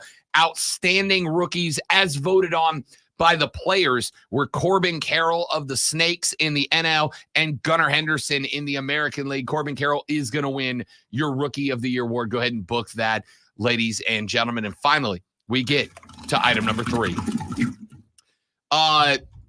CSI Ann Arbor continues. We've already talked about this a little bit in the last segment, but, it is one of the top 3 stories, and it is a story you're going to want to talk about. there were two things that happened in CSI Ann Arbor last night. Great episode of CSI Ann Arbor last night. All right. A lot of twists and turns going on here in the most recent couple of episodes. So one of them is that Purdue head coach Ryan Walters went on the record, signed his name to it, and said, not only did Michigan come to one of our games, but they came to one of our games this season, this year. They were in the building to watch this year's team play. And they went, Ryan, how do you know that? To which Ryan Walters said, we got him on tape, dog. He said, quote, it's unfortunate. What's crazy is they weren't allegations. It happened. There's video evidence. There's ticket purchases and sales that you can track back. We know for a fact they were at a number of our games, so we've had to teach our guys a new language in terms of some signals. Now we know the Big Ten coaches held a call on Wednesday with League Commissioner Tony Petitti, and they openly expressed their concerns about Michigan's alleged off-campus scouting, which is, of course, prohibited by NCAA rules. Sources told Pete Thamel of Yahoo Sports that a large majority of coaches expressed their frustrations to Tony Petitti and urged him to act, a message echoed in part by several athletic directors during a video call with Petitti on Thursday. They kept the conversation going. Although the NCAA's timeline for investigations and an infractions ruling would stretch well beyond the 2023 season, Petitti has the authority to investigate and impose discipline on Michigan from the Big Ten's sportsmanship policy. Now, I'll tell you one reason that nothing has come out this week. Tony Petitti will be in Ann Arbor today. It's a previously scheduled trip. He will be there today to watch a field hockey tournament. The Big Ten Field Hockey Tournament Championship is going down this weekend in Ann Arbor, and Tony Petitti is on his way up there to watch it and be a part of it. And now he's got a meeting scheduled with Santa Ono, who is the president of Michigan. Now, coaches, by and large, have generally avoided discussing this publicly, right? It's been the ADs that have been the ones in the news, and obviously a lot of idiots with microphones like me. But now you've got a coach, Ryan Walters, who signed his name to it. Now, that in and of itself is very interesting, but that's not the only thing that is going on right now. We now also know that Michigan State, Sparty's AD was like, yo, I got bars too. I'll jump in on this as well. The AD at Michigan State has now fired off and said, wait. So here's what you got, Big Ten. You've got a situation where last year you put on suspension in season a number of Sparty football players because they got into it in the tunnel with some Michigan Wolverines. And you hit them with the sportsmanship policy, and you did so in season, and you did so because it was on videotape. That was the reason. We see it. The Ray Rice effect. Once it's on tape, it's dramatically worse than when it's just words on a page. So the AD of Michigan State, Alan Haller, is now calling on Petitti to go ahead and make a move now. Why? Because the Connor Stallions group is on videotape. And now you've got a head coach at a program going, yeah, no, for sure. We've got the tape. We have them on video at a game. We've got what may or may not be Connor Stallions on the sideline at a Central Michigan Chippewas game where they were playing Michigan State. So now Michigan State goes, wait a minute, we got a grievance. We've got videotape of that dude on the sideline of our opponent at their game, dressed in their colors to watch us. And again, the reason the Big Ten's not jumping at that is because there is at least a small level of plausible deniability. Connor Stallions can very simply go, that wasn't me. That's just a guy who looks like me. Very handsome guy, but a guy who just happens to look a little bit like me. Look, we don't have the same facial hair. That guy's got evil twin chin strap goatee. I have a beard. We're clearly not the same guy. And until they can prove it's the same guy, which is not going to be easy because Central Michigan said, yo, we didn't have him on any ticket list, right? He was not on our ticket list. That's not our guy. But the problem is they do have him on tape at other games, and they've got other guys at other games. And now there are other guys coming out going, yeah, Tony Petitti totally paid me to go film a team. If they have cameras that monitor parking and things like that, which a lot of places do, they can go back on that and search through it and find a license plate. Correct. I know it's a TV type of thing, but it is possible. Yeah, and I mean, listen, I got to assume, I was going to say Connor Stallions is not an idiot, but I don't know. He might be. All right? He might be. I don't know if he's an idiot. He got away with it for a long time. I would have got away with it. What was it for you damn kids and your meddling Wolverines? Anyway, we'll see what happens. But the fact that you now have a head coach willing to sign his name on the dotted line saying, yeah, no, I know he was there and I've got the evidence. And you've got an AD who is calling out the potential hypocrisy. What is, we've talked about this for a while. Conferences, the NCAA, they're all going to do whatever they can to get as much money in the bank as they possibly can. But let's also point out, there's one thing that big corporations, big entities care about almost as much as money. Do you know what it is? Their reputation. Their public image. Optics matter more than anything else. So this is why Hallers and these other ADs are going after the Big Ten this way. Because if you cannot take money out of the wallet, the next best thing you can do is ding up the reputation. And if they can point out, hey, look, Big Ten, if you don't make this move, if you don't hit them with a punishment right now, after you suspended Michigan State players last year because you had them on video, we're just going to have to call you hypocrites out loud. And the Big Ten can't have that. All right, let's take a break. We'll talk more about that later on in the game. Coming up next, Quad Box. I'm going to take you around the 4 games in the early slot, the 4 games in the midday, and the 4 games at night that you must watch this weekend to keep a handle on college football. I got basketball on the brain. I love basketball. So good. Let's take a break. We're back after this. The Rob Brown Show rolls on. Ladies and gentlemen, this is the Fan Upstate. Why did I think you told me I had Gables here? You already did that. Gables? I don't know. Did I? I don't recall saying that, but I might have. Maybe you're thinking of yesterday. Because I think you only had one live on today, and that's Mad World. Okay. I believe. No, I'm wrong. There's a Gables, but it's not until later.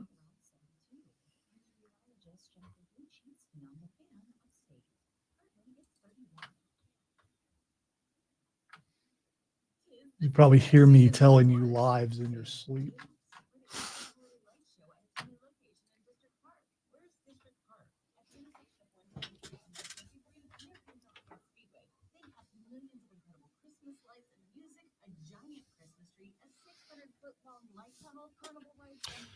Hold me now. I got him. Hey.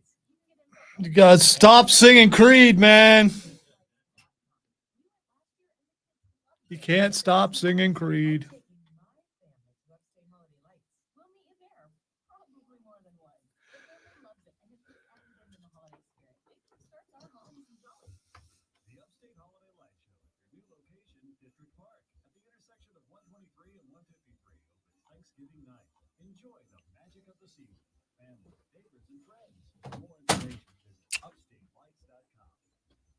That was smart.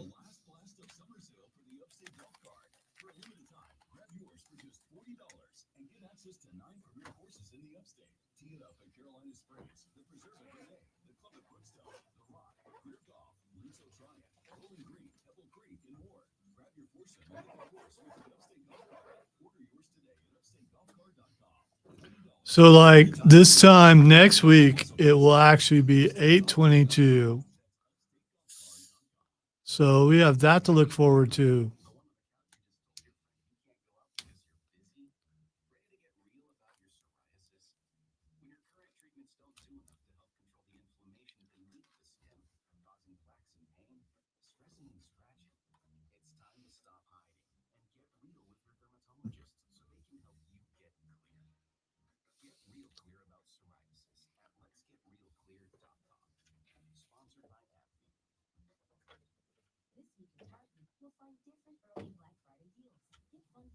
Rob Brown Show, what do you want to talk about?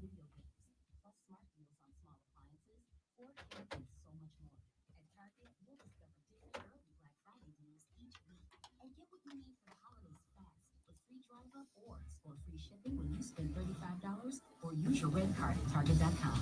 Get low prices and early Black Friday deals only at Target. Exclusions apply. AutoZone. Welcome to AutoZone. What are you working on today? Thinking about gas mileage. No, changing your oil with a full synthetic oil like Valvoline Advanced can help your engine get more miles. Right now, buy a 5-quart jug and get a free STP extended life oil filter. Rob Brown Show, what do you want to talk about? Get started on your next job today with the parts you need. When you need Nothing much. AutoZone or What do you want to talk about? Restrictions apply. Sponsored by Corley Plumbing. All right, hang on. Hang on. Corley Plumbing, Air and Electric. $3 same-day specialist to meet your needs. Call Corley Plumbing, Air and Electric today. I'm not I am a system. Not, yeah. I am the system, I think he said.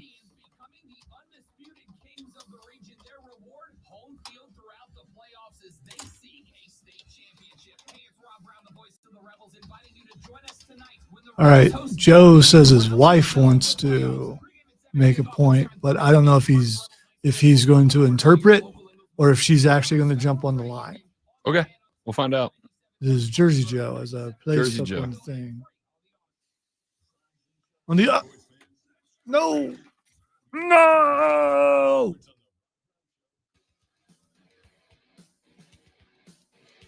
All right, we're going to come to the quad box here in just a minute. But, ladies and gentlemen, we've got a local celebrity on the line as the Upstate's hot dog champion is joining us. Jersey Joe has chimed into the show, but he's got something more important than that, Joe. Lonzo tells me that your wife is going to drop some knowledge on us.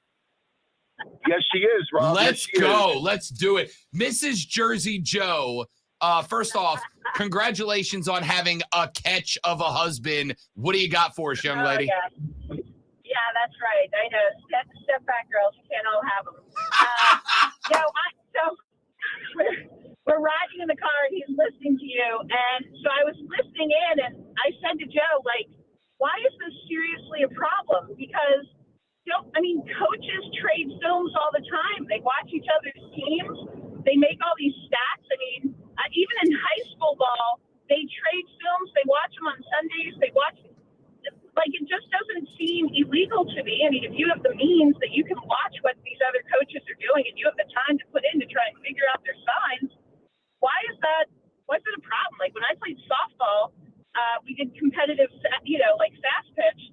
We constantly watched the other team's first base coach to see what kind of signs they were putting down, see if we could figure out the bunts and things like that. It doesn't seem like illegal to me. It seems silly. Sure. So here's where the problem comes in. There's a couple of them here. The first is that it is a blatant violation of the NCAA's rules. Now, we can argue, Mrs. Jersey Joe, that the rules are dumb and bad, and that is an argument we've had about countless NCAA rules over the years, but it is one of those where the rules are the rules, and if you get caught breaking them, you're going to get brought down. The second is that they were utilizing electronic devices to directly monitor the sidelines at not their games. And that is kind of one of those frowned upon. I would call it an unwritten rule, but this is actually a written rule that you can't do that as well. But there is kind of an unwritten rule in play that, hey, look, if you pick up a sign during a game,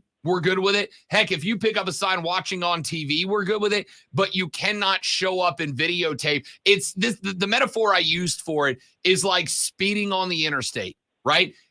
We all do it, yes. And if you do it and you're going 5 over, all right, like if you're going 7, 8, 9 over, it might get to a point where I'm like, I'm not a big fan of that. But if you blow by me at 40 miles and over, I'm turning into a narc. Got it. So that's it. Got it. Well, I didn't realize there was a written rule. Okay. Yes. And I'm a school teacher. I can follow the rules. I get it now. Okay. There you go. But- Thank you, ma'am. Great to talk to you, Jersey Joe and Mrs. Jersey Joe. Love that call. Love that call. And I feel like that's a fair call because I do think a lot of people are like, why is this a big deal, right? Like looking across at the coaches to find out what they're doing, what's the big deal? But the answer here is twofold. Number one, direct violation of NCAA written rules. You cannot use electronic devices to film the coaches on the sideline, and you can't do it at other games. Plus, my guy from the understanding, Mr. Stallions, has made his way on the sidelines in nefarious ways. At least once. Without people. Allegedly. Yeah. So, I mean, and there's video and pictures of him being on sidelines, which could be doctored and make it look like he's been everywhere, but they look pretty convincing. Yeah, so it's a direct violation of the rules, which is the first part. The second part of the discussion is that you've now got coaches who are going, listen, if you pick up a sign, it is what it is. But it is, in fact, dangerous to players for you to know what every play is, the ability to tell your defense what every play is coming up, because you are able to throw extra defenders at running backs. You're able to put extra defenders on wide receivers, which means those guys can get hit and hit hard and hit by extra dudes. And we can't have that. So that's where that comes from. And that is part of the reason. Listen, I think a lot of coaches are upset, obviously, because it is very, very difficult already, as Dabo Swinney loves for you to know. It is very, very difficult to win. It is impossible to win when the team across from you knows the play before you run it, right? It now kind of, it at least feeds into the conspiracy theory when you make the point that Michigan, before Connor Stallions started doing all this, was winning at like a 75% clip in the Big Ten. Since this, what was the number we said, Alonzo, yesterday? Like 18-1 in conference play? Like 18-1 in conference play, including a couple of wins over Ohio State that Michigan is, that Lonzo is trying to convince me puts Ryan Day on the hot seat, right? If you're Ryan Day, you got to be furious about that. People are calling for your job because you can't beat the Block M, and then you're finding out that the Block M knew all your plays before that game started. It would make you want to help lead an investigation into something. 100%. It definitely would. 100%. Ladies and gentlemen, there is a reason that Ryan Day is the loudest coach in this, and it's because of Lonzo. That's why. You're welcome. All right, let's get to the quad box. We'll do a couple of games here, and then we'll pick up in the next segment of the show. Let's go with your noon games out of the gate, ladies and gentlemen. All these games taking place at noon on your television screen. We will start with a game on the list that in terms of the competitors means the least, but it absolutely means the most to folks listening to this radio program. I think you've got to put Jacksonville State, South Carolina on this list, right? It is not so much about, hey, can Jacksonville State upset South Carolina? Because I do think that South Carolina is going to win this game, and frankly, they should win it comfortable. But I do want to point out to you, and we will talk about this quite a bit coming up in the Palmetto preview later on in the show. The Jacksonville State Gamecocks are moving up from FCS to FBS. This Jacksonville State team has only lost to Liberty and Coastal Carolina, who are undefeated right now. Liberty is. The program has not faced a Power 5 opponent since 2021 when they went down to Tallahassee and took on Florida State. And, oh, by the way, won that game. Now, why am I bringing that game up? Because Florida State was very much in a similar position to where South Carolina is right now. They were working with a coach, and it was all about emotion and building forward and building it upwards and yada, yada, yada. It was a transition period. It was a period where they were questioning the talent level on the sideline. In Tallahassee, there were a lot of questions about this team that are very similar, eerily similar to the conversations going on about South Carolina. This Jacksonville State team is not a joke. They are a ball hawk team, by the way. They are a team that wants to create turnovers. They have got 2 dual threat quarterbacks that they will interchange. What's that mean? Hurry up offense. They're going to send in one guy, run a play. The next guy is on the sideline getting the signal. He's going to sprint on. He's going to give the signal. They're going to line up and go.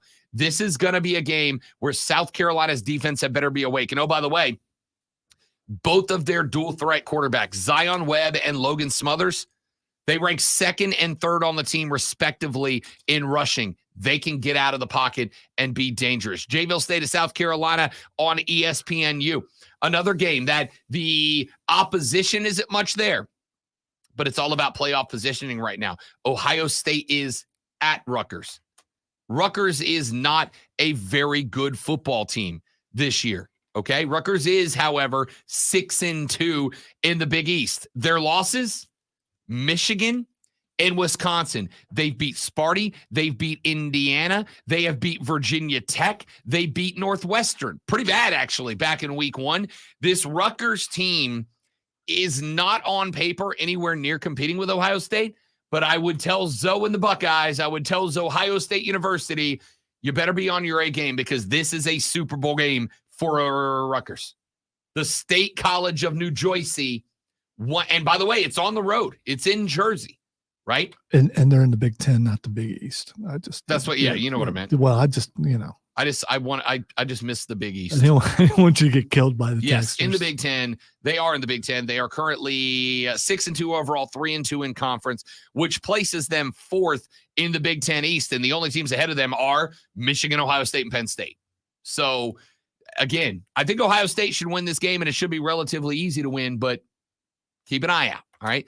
Is there a chance? Every game's a playoff game from here on out. So, yeah. Yeah, you're not wrong. And you can't look past this team to what's down the road. Yeah, but I think there's a difference between, like, we got Central Michigan this weekend versus a Rutgers team that's 6-2, has already beaten some Power 5 teams at their house. Is this the equivalent of playing Vanderbilt? I don't know. Probably. I maybe. You know what I think it's the equivalent of? I think it's the equivalent of playing Mizzou. I think it's the equivalent of playing a Mizzou team. All right. I really do. Mizzou's pretty good. Ohio State at Rutgers is on CBS. On ESPN, Texas A&M as at Ole Miss. Ole Miss ranked inside the top 10. See, here's the interesting thing about Ole Miss. Everybody's talking about Alabama. Everybody's talking about if Alabama is a one-loss team can make a run. Y'all, the Ole Miss Running Rebels are 7-1 with wins over Auburn, over Arkansas, over LSU, over Tulane, who was a top 25 team when the Rebels beat them. Everybody's talking about about Alabama and whether Alabama can get in as a one-loss team. And that's a valid question to have. If they beat LSU this weekend, there's a very good chance Bama can finish as a one-loss team. It will take a monumental effort to beat Georgia in the SEC title game. But if anybody can do it, Nick Saban can, right? Ole Miss has one loss. If Alabama drops the game this weekend to LSU, y'all, Ole Miss will jump to the top of the SEC West. It could be Joey Freshwater himself coaching in the SEC championship game. Nobody has mentioned that Ole Miss could square up with Georgia in the SEC title game. And if you are willing to have the conversation that Alabama could get in because of the SEC schedule, Ole Miss could do it too. That being said, Ole Miss, November 11th, 2 weeks down the road, they're at Georgia. Georgia looks a lot better, but Ole Miss can put up 50s on you, all right? So they've got to get by the Aggies. Of course, the win over South Carolina for A&M last weekend ended a 2-game loss streak, but those losses were both to top 20 teams in Alabama and Tennessee, and both of them were one-score games. Jimbo Fisher's coaching for his life.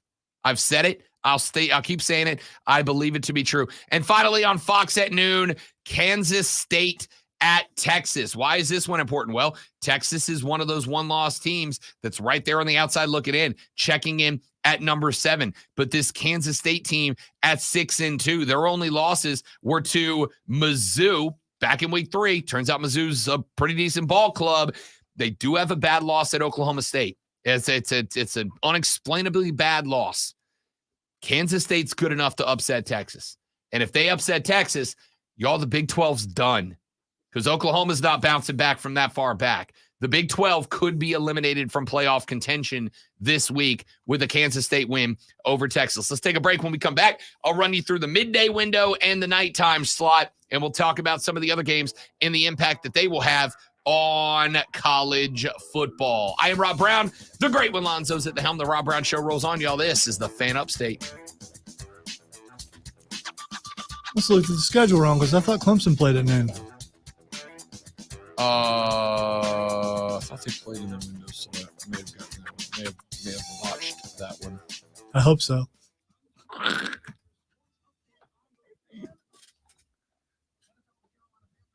Please be right. Please be right. Please be right. They are. You are. That is correct. So you inadvertently Here's my question. left them off. Here's my question. Sincerely, is that game important?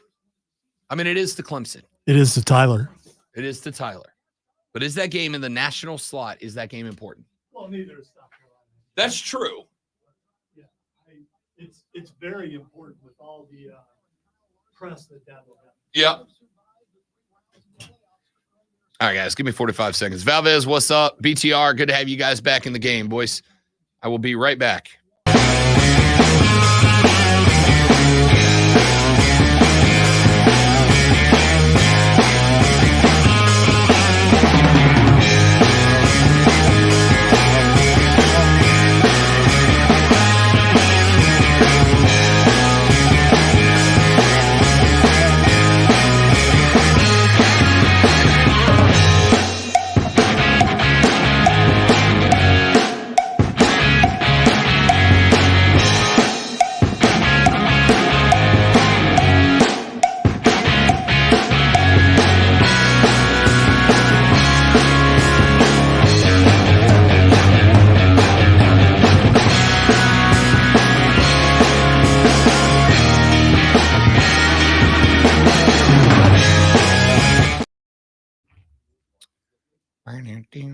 It is important for Notre Dame. I mean, yes, it is, but Notre Dame's a 2-loss team. They're not getting in. They're out of it.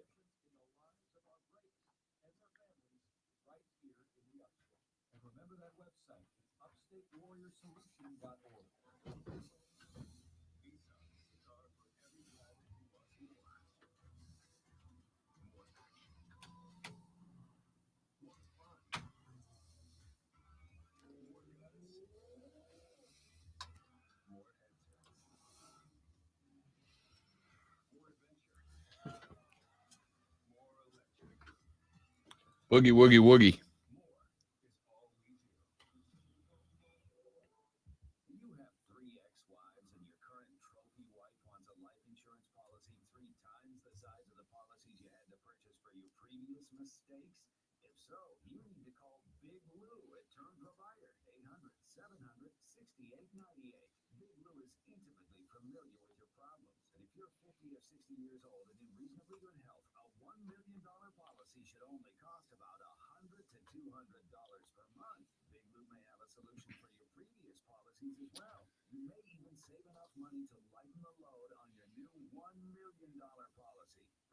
So sincere question. And I'm asking this out of curiosity because in Florida and here, there's a lot of people from Ohio. Why? Or is it just a confirmation? Dude, it's warm here. I know. I'm asking genuinely. It's the simplest thing when you've lived through a ton of gray Ohio winters and you come here and you may get 1 or 2 snows, which pretty to look at for some people. It's disgusting, and I wish it would go up in flames because then it wouldn't exist because it would melt. But I sincerely believe that warmth has a whole lot to do with it. Okay. By the way, I love this hat. It's a great hat. It's a nice hat. It's a great hat.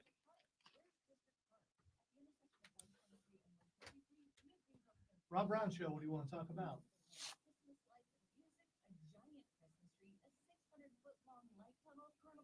All right, hang on, Jesse.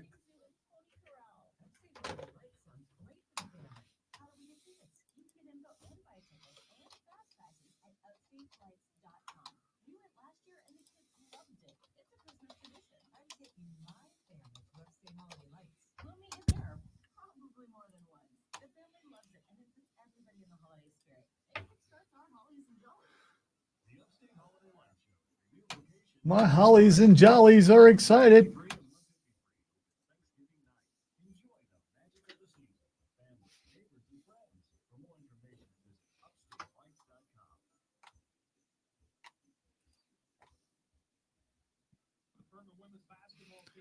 If you're holly and jolly, are you taking it too far? I mean, is it okay to just be holly or jolly? But if you're holly and jolly, do you get asked out of the party? Here's the thing. I think holly is an adjective that is seasonal. I don't think anybody says anything is holly outside of Christmas season, right? You've never been holly in July. Nobody's ever been holly in July. Unless your You name's Holly, and then it's I guess you're holly all the time. It's an adjective. Yeah. Okay. All right. As an adjective, nobody's ever been holly in July. It was like Happy 4th of July. I hope it's a holly one. It's never happened. That's a seasonal adjective. Whereas if you're sturdy, you can be jolly all the time.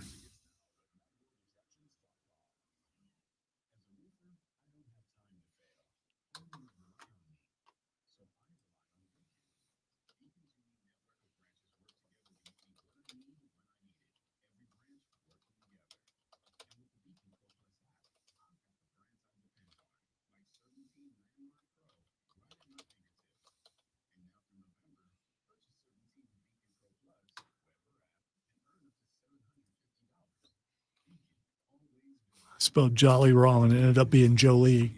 So where did Holly and Jolie meet? Phone? What? Phone call? Yeah, you don't have your thing? No, I forgot. All right, Jesse wants to talk about Burns Duncan. Okay.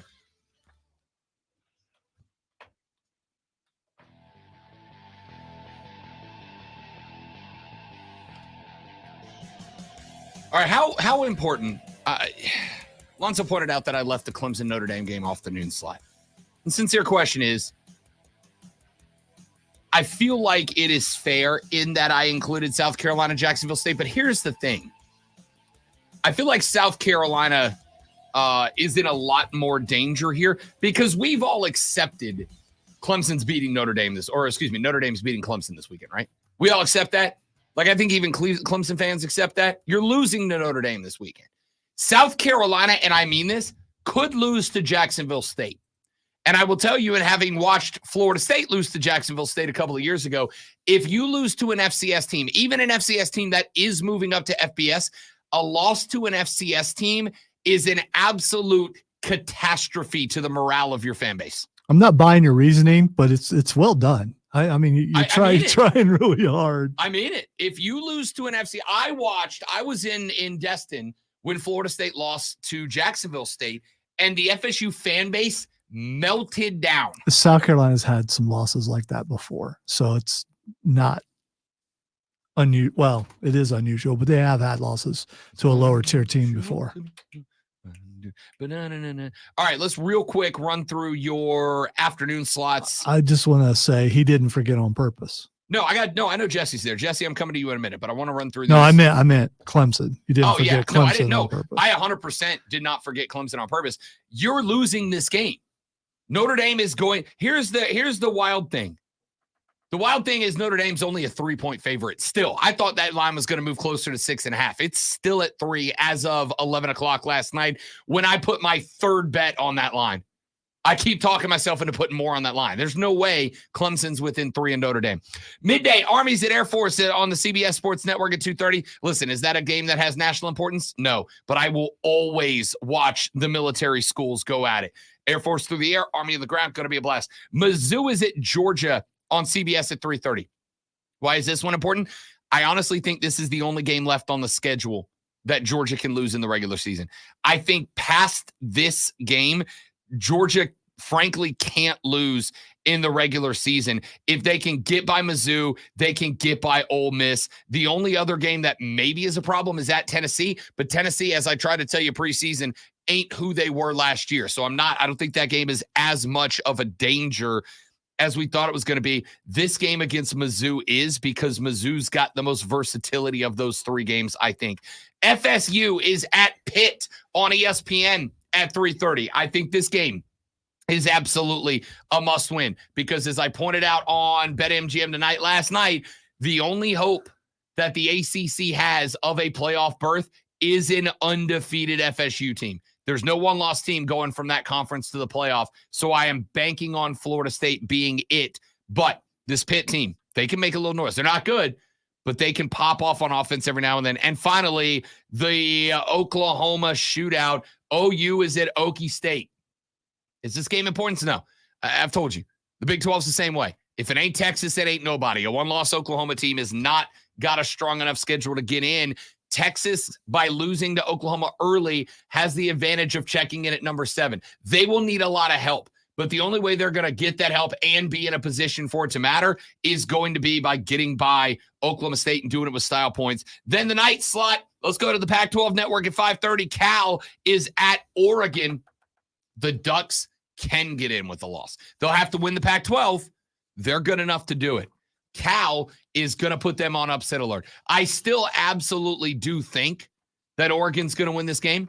In fact, I've got Oregon in the cover here, and we'll do our clock in and lock in coming up in the next segment, and Oregon's on it. But Cal's upset-minded. Purdue is at Michigan, NBC 7:30. Why is this interesting, Lonzo? I don't know, maybe Purdue's coach calling out Michigan saying we have video evidence and signing his name to it. That could be why. Yeah. You don't think Ryan wants to cakewalk Michigan this weekend and be the first team that bust up Michigan after the sign stealing scandal? Could you imagine if Jim Harbaugh loses this game? Yeah, I can imagine. It'd be amazing. Yeah, it would be. I've never rooted for the Purdue Boilermakers before, but I am now. LSU's at Alabama on CBS. This game is important for 2 reasons. Number one, Alabama's got to win this game if they want a chance, A. And B, if Jaden Daniels just has a Jaden Daniels game in this one, he can win the Heisman Trophy this weekend. I mean that. He's got the numbers. He's got the Sketty ahead of him. He knocks out LSU or knocks out Alabama this weekend with a solid performance. Jaden Daniels becomes your Heisman frontrunner. And finally, Washington at USC on ABC. USC, not very good. Enough firepower to beat Washington, though. We'll see if the Huskies can stay undefeated and earn themselves in. Again, if Washington goes undefeated, they are in the playoffs because Ohio State, Michigan. Let me get my dog Jesse in here before we call it a segment in an hour. Jesse, what's up, big fella? How's it going, Rob? Living the dream, good morning, buddy. Man, I just wanted to. Oh yeah. Well, by the way, real quick, I was going to ask you a question about high school football. As a Clemson grad, I just wanted to tell you both. Y'all are always very realistic about Clemson, so it astounds me that people have a different point of view there. But anyway, Burns Dorman. I know that you're the voice of the rebel, so you're not going to go against Burns maybe on this one, but I'm intrigued by the matchup because Dorman's defense showed up last time. I was at that game. I'll be at the game tonight. I'm excited. I'm a Dorman grad, but our quarterback struggles, with pretty much any defense he's seen this year. And then also, interestingly enough, Stevens for the Burns side struggled last time with our defense. So I was just curious your thoughts on that game and maybe a final score prediction if you can do that. Yeah, listen, I think it's a region match. It's a region rivalry. I think you're going to have a very similar game to last time where, God, I hate this website so much.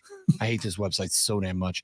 I think you're going to have a very similar game. 28-26, Burns took the win back on October 13th, and I think you're going to have a similar score game. I think Dorman can win this game, but I go back and I look at a team that if you fall for the transitive property of football, you lost to Burns already. You lost to Gaffney. You lost to Spartanburg. You beat Boiling Springs. These are all teams that Burns beat, and then there is the loss, and it is at Burns. If this game was at Dorman, I'd actually probably be pretty comfortable with the upset pick here. Now, I'm going to tell you, Andrew Stevens had his worst game of the season, I think, against Dorman. I think that was the worst game they played all season long offensively. And I will tell you that since that game, the Burns offense has gotten better week by week.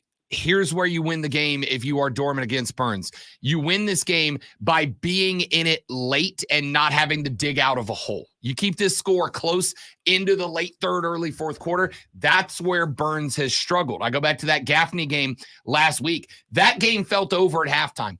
That game, I was sitting in the press box like, all right, how am I going to make the end of this game entertaining when we're taking a 27-point lead into the fourth? And then all of a sudden Gaffney scores, and then Gaffney scores, and then Burns commits 2 back-to-back turnovers on fumbles, and Gaffney scores, and Gaffney scores. And now it's a 1-possession game instead of a 3-possession game.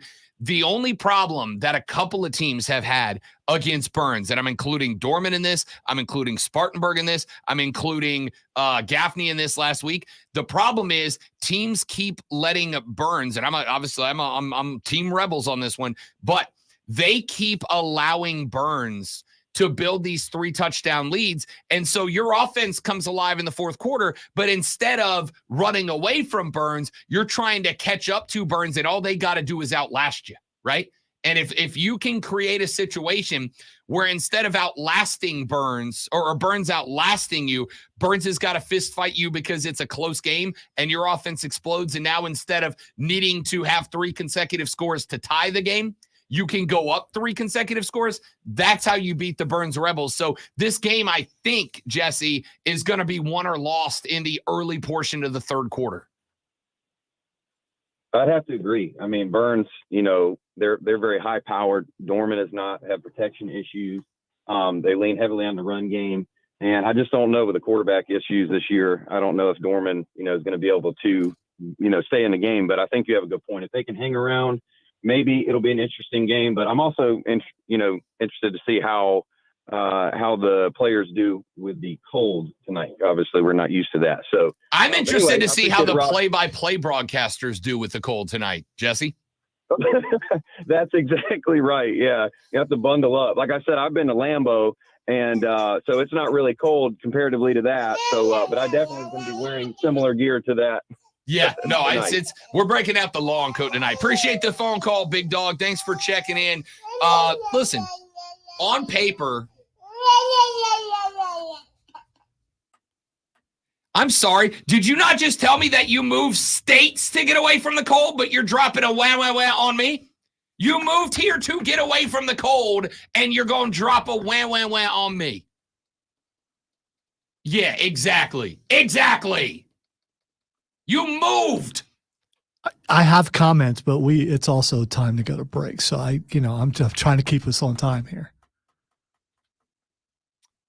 Dorman Burns tonight. Pregame at 7, kickoff at 7:30. It's Burns Rebels High School football powered by your local Ingalls Market and Founders Federal Credit Union right here on the Fan Upstate. Hey, Sports Flash.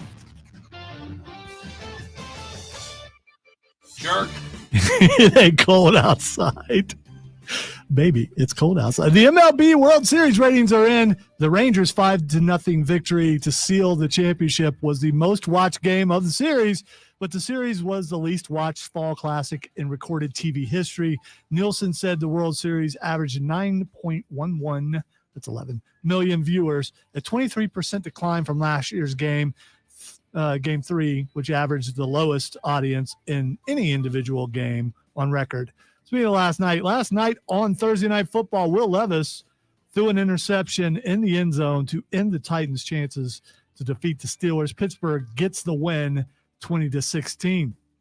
We are your home for Paladins football and basketball. Tune in Saturday as Furman takes on Chattanooga starting at noon right here on your home for Furman football and basketball, the Fan Upstate.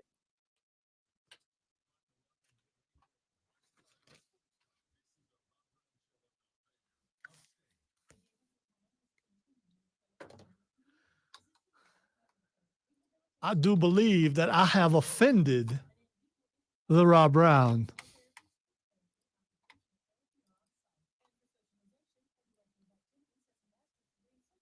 Yes, they are, Zach. We get Jarrell and John in the next hour, I believe. I could actually look at the sheet. Yep, 8:40.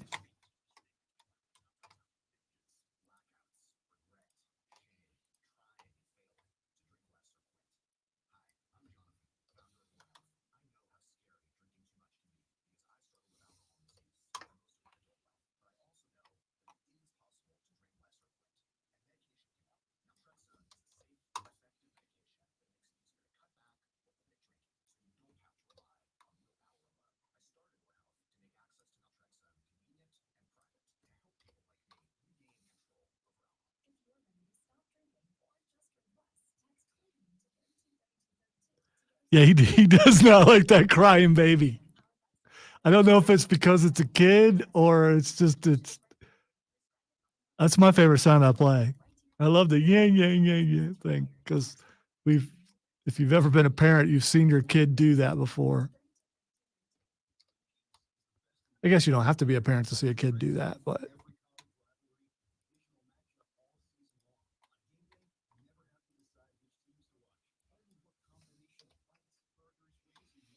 it's the simple things that bring you joy.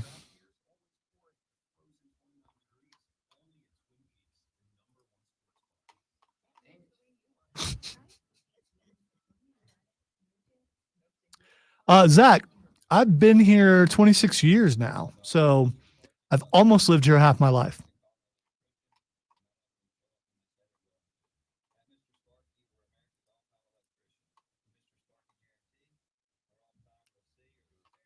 Actually, I might have been here over 26 years. I've been in radio for 26 years. Well, we moved here, and within like 2 months, I got a radio job, which was weird since went to school to record bands, not to do radio. It's also kind of wild that two of my producers right now both followed the same path, and are easier to teach, which is weird. I guess I don't know. Most of the people that have come here except from North Greenville, they usually teach you pretty well, but you have a perceived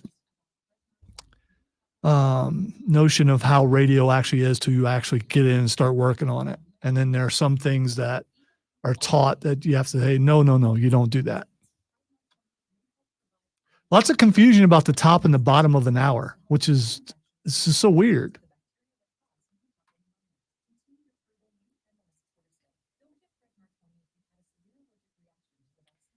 Horseshoes and hand grenades. And there's the fact that I don't remember the exact date that I moved here. I do know I've been in radio 26 years, and I know it was a couple months after I was here. I think it was like May when we moved here, and then like by August I had a radio job. Mad World in the first break. Mad World in the first break.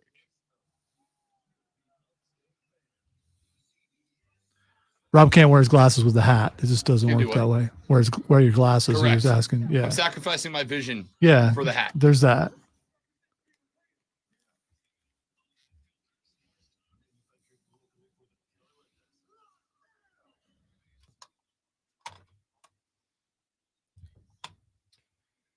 Good morning. Good morning. Todd from Gaffney writes in on a demo Friday where we want to know where you are, who you are. Sup, Todd? How you're listening. Todd from Gaffney writes in and says, wait, I got to get it ready. Give him Dabo. And by him, he means Tyler from Spartanburg, obviously. So. It's Tyler. So good. So I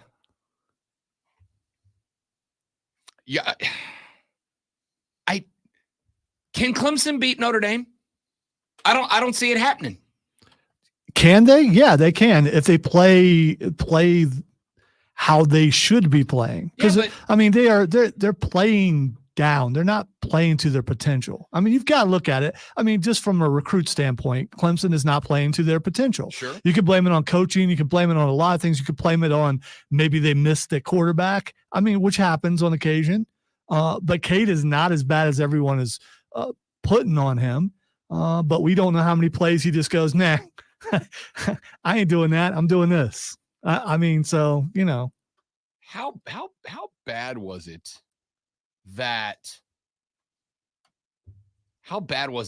got put out there, right? Like, I know I don't want to openly question it, but isn't that kind of one of those things you're like I know you're frustrated a bit, Dabo, but like keep it to yourself, dude. Like your quarterback's under enough fire. Maybe don't put that out there when you know that the guy taking notes in that press conference is sprinting over to Cade's locker like, Cade, Dabo said. Like maybe don't put him in that spot, bro. We've seen different coaches motivate their players different ways, and you can't motivate the entire team the same exact way. You got to do it individually. And maybe he thought this would do the opposite of what it did. Remember the conversation we had yesterday about not like actively avoiding doing things other hosts do because you don't want to get accused of stealing the gimmick? Remember who I told you I spent the first 10 years of my career being called? Texter says, Rob is a low-budget Jim Rome. For the record, Texter, yup. I think they're because you don't make that money. That makes you low budget. Low budget Rob Brown. Well, there you go. Yeah, it's just a low budget. I just am a low budget. If you love to talk, go on the radio. If you love money, go into something else. I mean, yeah. All right. We have got a lot of basketball. I had like 3 basketball things on the docket today. I'm just fascinated with hoops right now. It's new, right? I got the shiny new toy. Basketball just started. We're 5 games in. Let me have some fun. All right. No, it's football season. No. It is time, ladies and gentlemen, to clock in and lock in. It is time for my favorite bets of the week in both the NFL and collegiate football. It is time to clock in and lock in. I got a handful of them for you up and down the list this weekend. Now, these are not all necessarily going to be games that you're going to go out of your way to watch. These are just games that if you like to put some dimes down on the field, these are good picks for you. I'm going to open it up. Wyoming is -6 against Colorado State this weekend. Y'all, Wyoming is not a joke. This is a hard-nosed little football team. And as we have talked about, because some of us don't like the cold, some of us don't perform our best in the cold, Wyoming ain't scared. It can be in Colorado. It could be in Wyoming. It could be in Antarctica.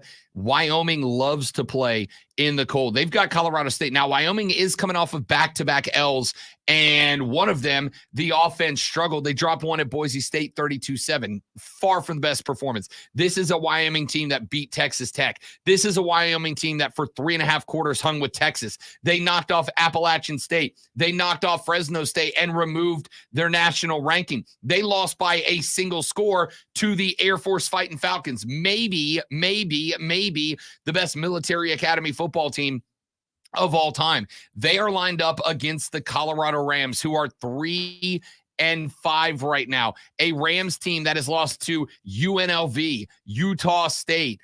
They got slammed by Colorado earlier in the year. You all remember that game. That game was 10 years ago, if I recall correctly. This Wyoming team is going to hang with the Rams, and you are going to have to lay only 6 points. That's an easy one. Give me the Cowboys. Lock it in. This one's free money, kids. I said you're not going to watch all of them. This one is one you should watch because this one is in the quad box.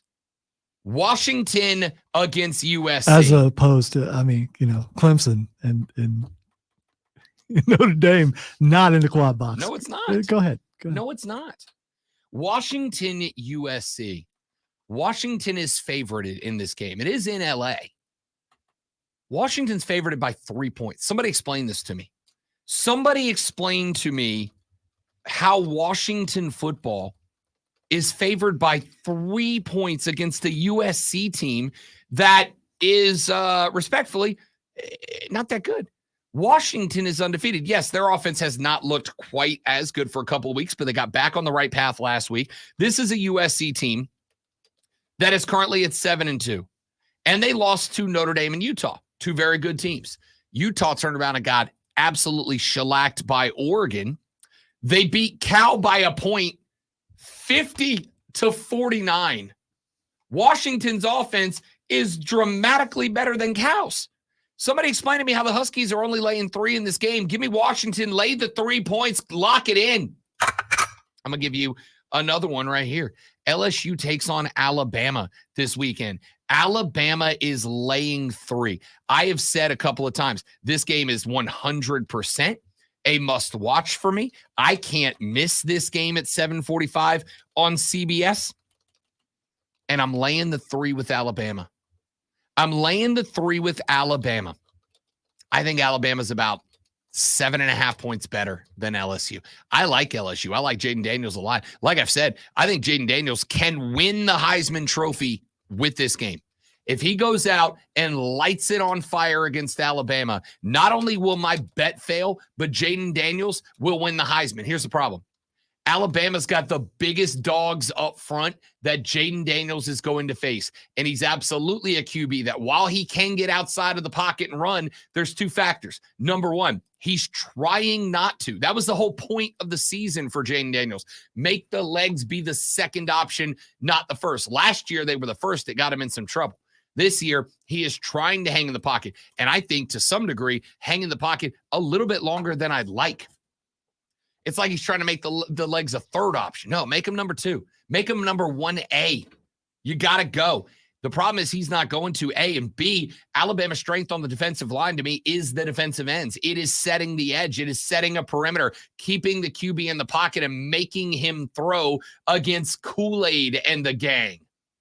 I like Alabama to win this game. I like them to win it by about a touchdown. Lock it in, Alabama -3. Let's go. Kool-Aid in the gang. That was good. Like that? I did. Kool-Aid McKinstry. Kool-Aid in the gang. I know. I thought of that as I was saying. I'm like, wait a minute. This is right there. How has Bama not printed this on a T-shirt yet? This is dope. Penn State's -9 taking on the Mighty Turtle. Listen, I like the Turtle, all right? I'm a big fan of the Turtle.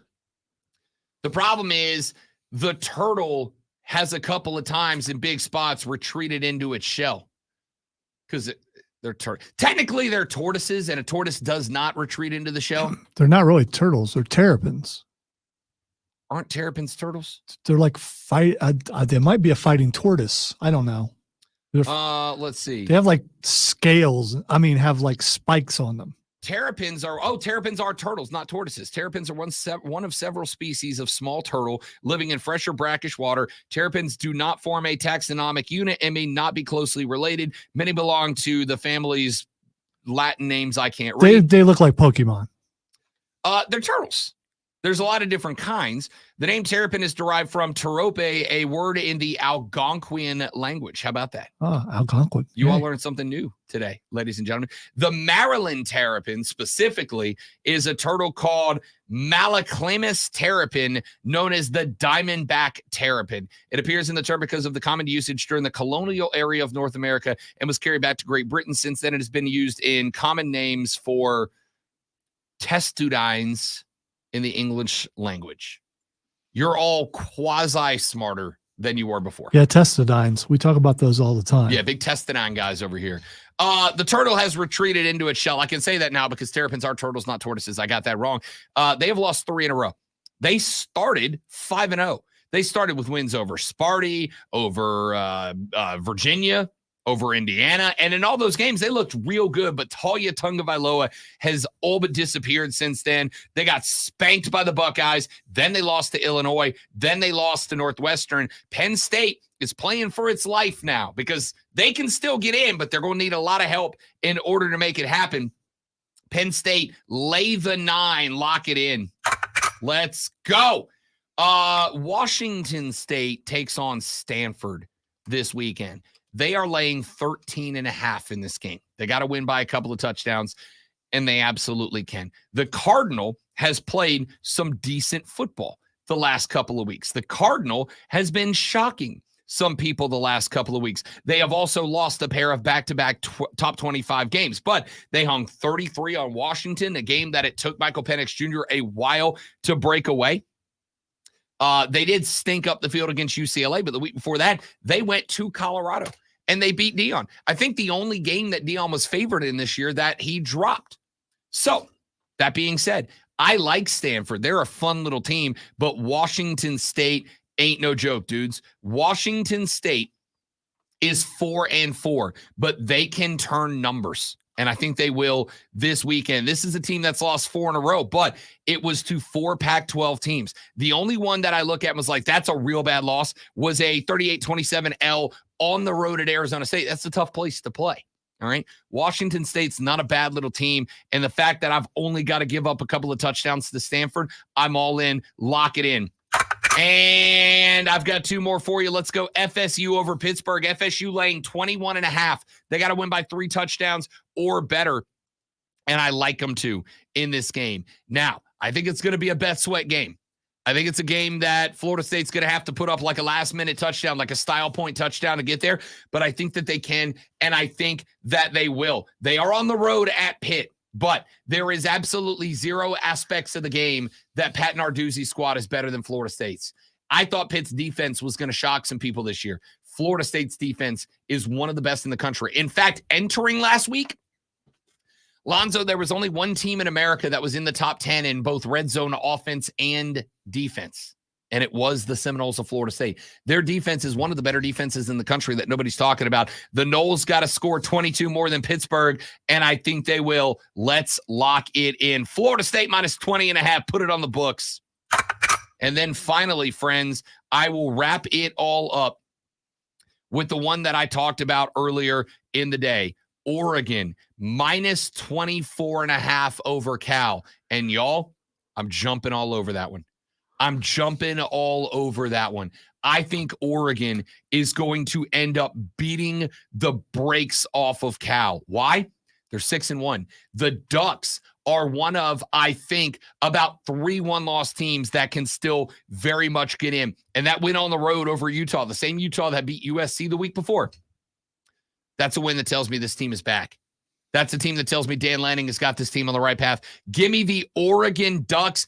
I'm willing to lay all the points, and that's a lot of them because I got to lay 24.5 on this one, and I will. The Ducks are going to hang 50 on Cal this weekend. Oregon minus 24.5. Lock it in. All right.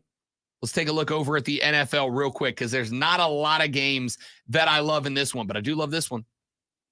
Somebody explain to me how the LA Rams are catching 3 points against Green Bay. A Green Bay team that, by the way, if you believe reports, is thinking about benching Jordan Love this weekend.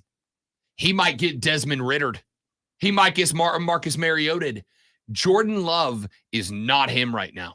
In fact, he's playing real bad football. I don't understand how the Rams are getting 3 points. I've got them as the favorite to outright win this game. Rams plus 3. Lock it in. I don't bet on my own team. That's one of my 3 rules of gambling. Never bet on your own team. I don't care how tempted you are. Do not bet on your own team. But the Saints are laying 8.5 against the Bears. Lonzo, last week, the Saints offense went for up over 500 yards. That's the offense we've been waiting on happening. But my question is, was it because they were worse? They were playing the worst defense in the NFL in the Indianapolis Colts, or did the Saints find a little something? I'm banking on the Saints having found a little something. They've got Chicago coming to the house. They can win that game by 10. Give me the Saints minus 9.5. Question is, Zoe, and I'll let you answer. Am I nuts? Am I falling for it? Is Justin Fields back? He is not. Okay. Tyson Bagent. Yeah, you should jump on that. Not minus 9.5. Alonzo's going with me. I like it. Lay the points. Lock that one in. Here's one that I'm intrigued by. The Falcons are minus 4-point favorites over the Minnesota Vikings. If Kirk Cousins is playing, yeah, whose backup is better? That's the game. It's the backup quarterback game. Now, here's the difference. The Falcons have Bijan Robinson. The Vikings don't. They've got Madison. They've got Addison. You know what the Vikings Jefferson. do have? They have a really bad defense. They do have a really bad defense. And that is why I am all over. And y'all know I don't like an Atlanta Falcon. I'm all over Atlanta minus 4. I think at the end of this week, you've got 2 teams at the top of the NFC South, the Saints and the Falcons. I think the Falcons are winning this game outright. I think they're winning it by a couple of touchdowns. Why? Because Bijan Robinson is that dude, and this game is about who can run the football better. Now, absolutely, the Minnesota Vikings maybe have the best wide receiver core in the National Football League, but they're also going with, I told you yesterday, I told you before the day before that, who is the Vikings quarterback in this game tomorrow? Can anybody remember? Can anybody take a stab at it? Alonzo, you and I talked about this a lot yesterday. Josh Dobbs. No, he is their 3rd-string quarterback. Well, technically, he's their 2nd-string quarterback now that Kirk Cousins is out. Jaron Hall is getting the nod. Jaron who? He's a BYU player. He's a dual-threat quarterback who has never started a game. 5th-round draft pick. I'm excited to see what the young man does, but in a game like this, it's about who can run the ball. Give me Bijan Robinson. Falcons -4. You know, that guy, I already forgot his name. He won't make it a quarter before Josh Dobbs comes in and runs a basic offense. I will feel awful for him. But here's the thing. Will Levis surprised us. Why not a 5th-round draft pick out of BYU? What if we have Tom Brady volume 2.0? Give it to me. Let's go. Falcons -4. Lock that in. And finally, ladies and gentlemen, I'm going to give you an upset pick for the weekend. Although I don't necessarily know that this is an upset or that big of an upset pick. The Houston Texans take on the Tampa Bay Buccaneers. The Texans are -2.5 over Tampa Bay. Y'all, Tampa Bay is going to win this game. All right? Tampa Bay is going to win this game. It is not that I'm panicking because Houston lost to the Carolina Panthers. I'm not. I called that shot before it happened and believed it. Put money on the line. Carolina was going to outright win that game, and they got it. It is because the Buccaneers are going to bounce back. This team's not done. This team has had a couple of struggles the last couple of weeks, but I am not writing off that Bills loss as the end. They've lost 3 in a row.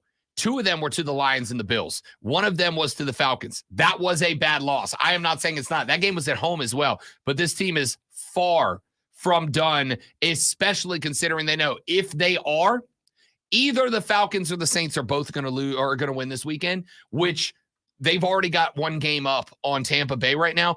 Tampa Bay is going to beat the Houston Texans. And by the way, if you bet Tampa, you are catching 2.5 points. Tampa +2.5. Last one of the weekend. Lock it in. There it is. Do I like the Panthers +2.5 over Indianapolis? I think I do. I'm not gonna hit it with a lock, but I am gonna think about it. Let's take a break. When we come back here in just a minute, we'll talk a little bit about South Carolina, Jacksonville State. We got Clemson, Notre Dame. Then we'll be joined by Jarrell Hendricks and John Epps from Moving the Chains to talk local high school playoff football. In the last hour, it's all yours on the Rob Brown Show and the Fan Upstate. Mad World. All right, guys, quick live read right here. Stay right there. We'll be right back.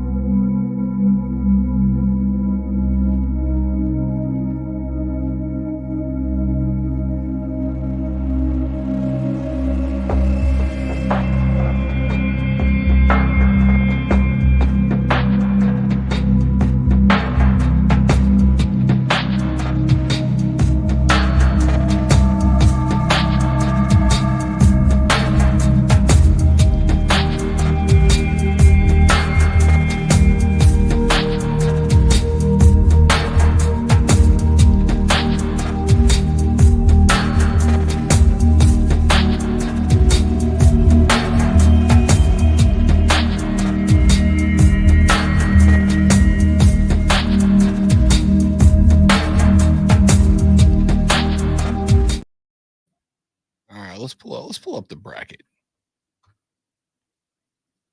At Granger, we're for the ones who specialize in saving the day and for the ones who master the art of keeping business moving. We offer industrial grade supplies for every industry, for same-day pickup and next-day delivery on most orders. All backed by real people. All right, here's your bracket for Class 5A. TL Hanna versus Fort Mill, Dutch Fork against Boiling Springs. The first team is the home team. Clover at Woodmont, Gaffney at Lexington, Rock Hill hosts Spartanburg, J. Allman hosts Blythewood, Burns hosts Dorman, and Nation Ford hosts Hillcrest. The winner of Nation Ford Hillcrest gets the winner of Burns Dorman at Burns. The winner of Rock Hill Spartanburg gets the winner of J. Allman Blythewood, and the Rock Hill Spartanburg winner will host. For sure, Spartanburg already won. What's that? I think Spartanburg won last night. They haven't updated that bracket. You said they played last night. That's right. So the winner of J. Allman will travel to Spartanburg. Here's what's interesting for Burns. I actually got it wrong. I thought they got 3 home games. That is not correct because of the travel rules. If Burns gets by Dorman and the winner of Nation Ford Hillcrest, they will actually travel to whoever comes out of that bracket above. That means that, my understanding, I could be incorrect. I'm going to ask Jarrell and John in a minute. But there is a possibility that if Spartanburg wins their game next week, that Burns could have to travel to Spartanburg despite winning the region that Spartanburg is also in. I really don't. As far as travel goes, that would be better than having to go somewhere. I don't disagree, because if they catch Blythewood, they got to go to Columbia for that. Right, game, right. Which also means I got to go to Columbia for that game.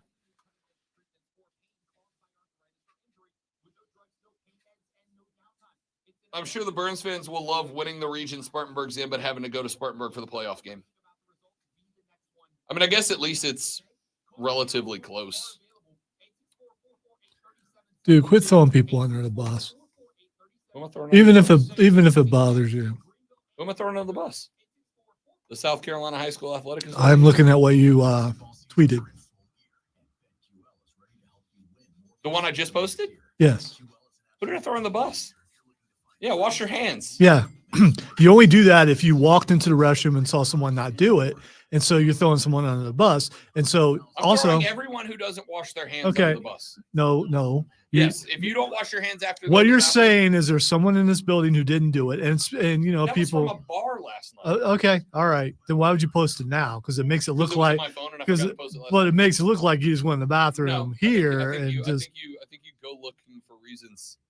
Do not. I'm trying to protect my fellow employee. Wait, so you have someone in your brain that is a notorious non-hand washer? That's not. It looks like you're wearing the same thing. Oh, I am, because I had this jacket on last night. Okay, so which would make people think that this incident just happened. No, but if it did, I will absolutely throw somebody. Not by name. I won't do it by name. But you don't have to. No, I do. No. If you don't wash your hands after touching your wiener, you're gross. I don't care if you're my own brother. You're gross. I don't know why you bring your brother into this. So now you're implying that your brother does that. I'm not implying anything. Yeah, I think everyone heard you imply that your brother does that. If you touch it, he'll sue you. No, he won't. He's criminal defense. Yeah, but he can jump on the other side if he needs to.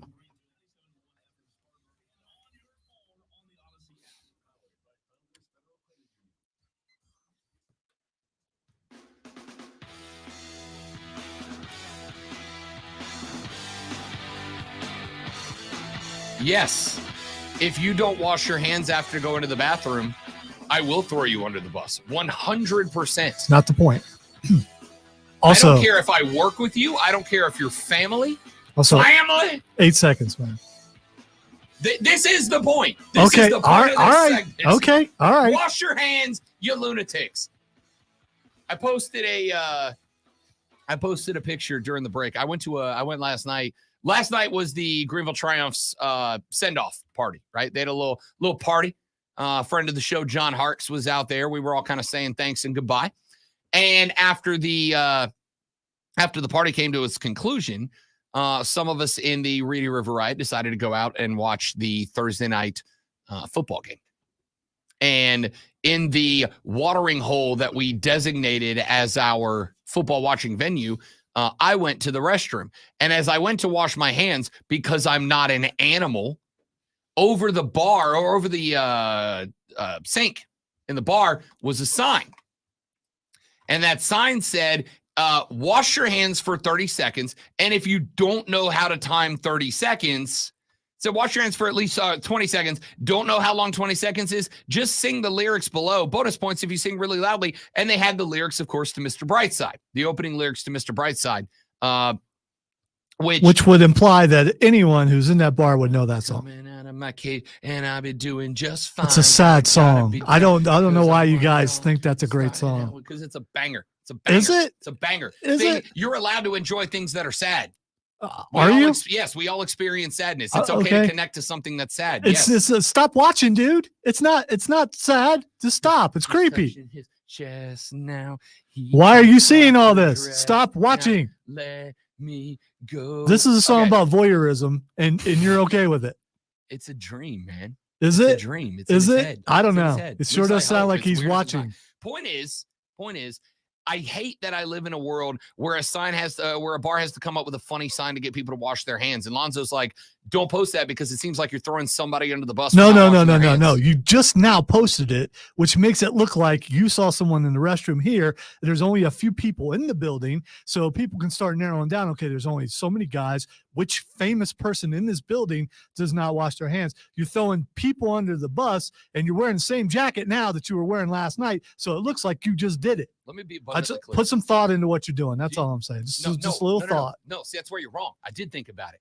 Now, I didn't do it for the reason that you said. I did it but a very similar point, which is I think it's a damn shame we live in a world where a bar has to say, hey, did you go to the bathroom? Wash your hands, you filthy animal. Yes, I'm going to tell you right now, one of the things that this nation is lacking, and I mean this, I'm about to go full boomer on you right now. One of the things that this country is lacking is we have lost shame, because we've gotten to a point now, this is my boomerist take, where it's bad to shame people. No, some people need to be shamed. Some people need to be shamed into submission. If you go to the bathroom, touch your junk, and then don't wash your hands, I don't care if you are my blood relative. You need to be shamed for that. Wash your hands before you touch the things that other people touch. All right. Nolan on the stream says, what makes you the arbiter of holly and jolly, and also washing hands? What makes you the arbiter? Are you the monitor? Do we have to tip you when we come out of the room? Is that what you're doing now? Is that one of your 37 jobs to be in this restroom or other restrooms and go, he didn't wash his hands. Hey, everybody, look at him. Yes, I mean, people should be shamed. Yes, okay, all right. Touching your wiener. All right, and then not washing your hands. You don't really need to paint that visual. I think everyone knows what it is. Okay, then everyone should wash their hands. But the fact that they have to put up so a sign, women don't have to wash their hands. No, everyone, people. If you're a human being, wash your hands.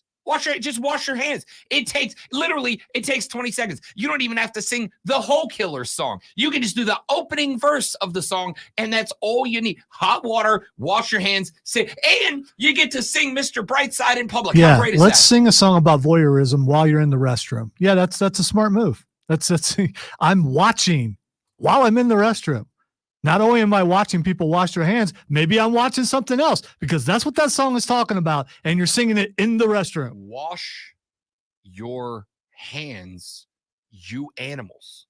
All right? That's all I'm saying. It is of all the things that Diesel and I have bonded over, this is at the top of the list. We have bonded over Limp Bizkit. Okay, in case you guys didn't know it, Diesel does the show in the afternoon. I think you're making an assumption that everyone knows who he is. He's world famous. He's the most famous guy on this radio station. His beard is. That doesn't mean the person is. The point here is. Yeah, anytime I disagree with him, he goes back to Diesel. I mean, bringing the X into it. No. You notice that? That's just guy's kind of messed up. The point here is, if you think that not shaming someone, or if you think that shaming someone is worse than someone going to the bathroom and not washing their hands, we have a major philosophical difference on like life as a whole.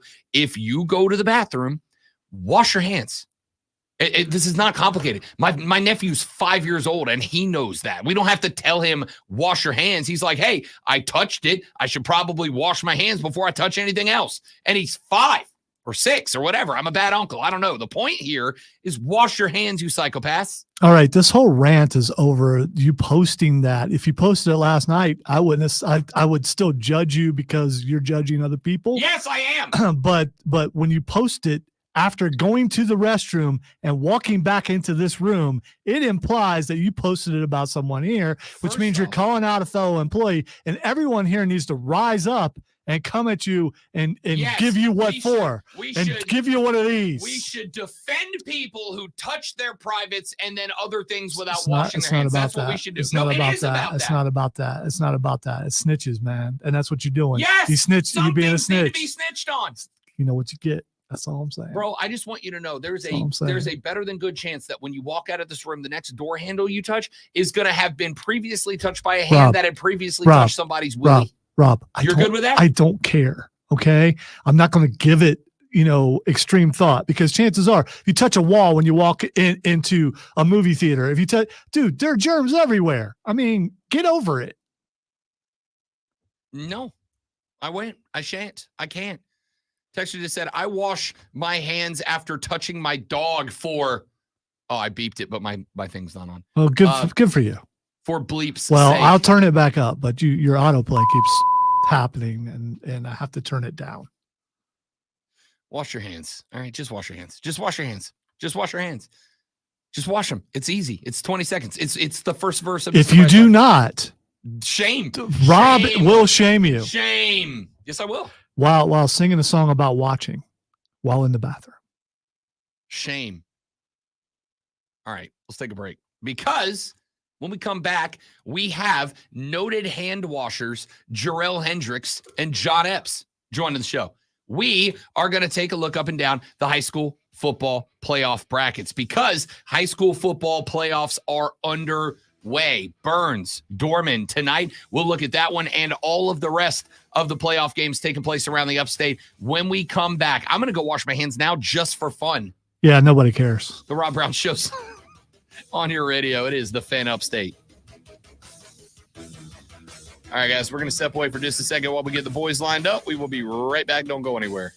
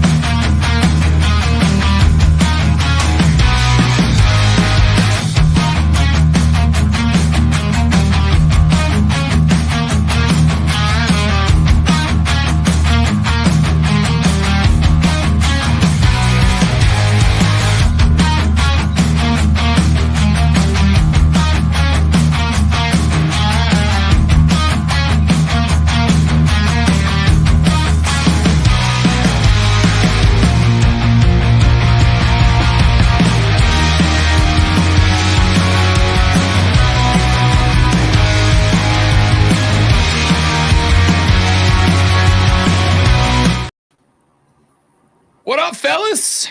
What's going on? What are we doing, boys?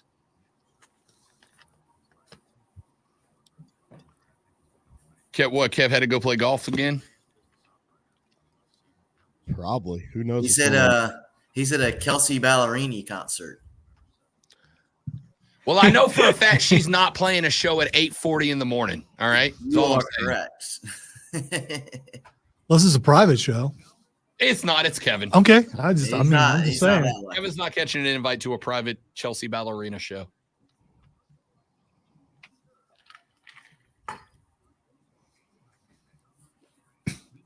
Who's Kelsey Ballerini? She's a country music superstar, Alonzo. What's country? The heartbeat of America. Is it? Yes. Wow. Is she a superstar? I think she's hit that rank. She's not she's not Tay-Tay. She ain't Reba. Okay. She's in that next tier. Country is torture in Guantanamo Bay, so I don't care. My dad has the same view. It's the work of the devil, he says. He's right. He's absolutely right. I didn't listen to country music till I got to college. See, I listened to it up until I got to college, and then the bro country took over, and that's when I checked out. Ooh, samesies. Yeah, see, that's what me and Kevin love. Yeah, the bro country. I know. Yeah, I admit it. I'm not gonna. And I don't understand it, John. George Strait is right there for you. Hey, I like George Strait too. Guys are all speaking a foreign language to me. I just, whatever. The bro country can take a back seat. Stop throwing up country artists on the stream because I don't care. Tyler Childers is great. I do like Tyler Childers. Don't make me block all of you. Zach Bryan's really good too. I do like Tyler Childers. Morgan Wallen can get lost. He does nothing for me. Oh, I like him. I know you do.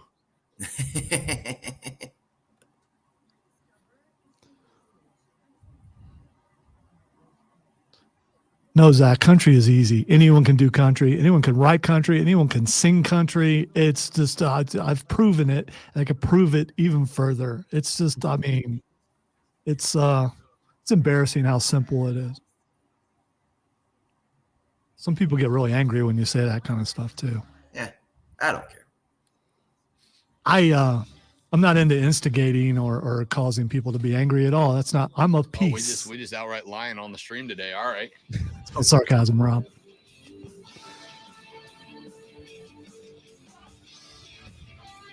All right, ladies and gentlemen, the Rob Brown Show rolls on, wrapping up hour number 3 of 4 here on a Football Friday. And hey, wouldn't you know it, speaking of football, we've got some tonight as the South Carolina high school football playoffs are officially underway. Joining us now from the Moving the Chains podcast, which you can find on all the social media at Moving Chains, no G, because they're G's like that. We got Jarrell Hendricks in the house. We got John Epps in the house. What's the word, fellas? How we doing? I'm doing great. Hey, It's a little early for me. And then everybody talk at once. We're going to get through this. We are. No, I'm fantastic. This is exciting, man. Round 1 of the playoffs. Let's go. You can't, Friday Night Lights is going to be a lot of fun. Yeah, man. Got a lot of contenders in the upstate this year. We do. I checked in on y'all's Friday night spaces last Friday on the drive back from Gaffney after Burns won the region championship, and we'll come to that here in just a minute. But I know you guys started talking a little bit about some of the contenders.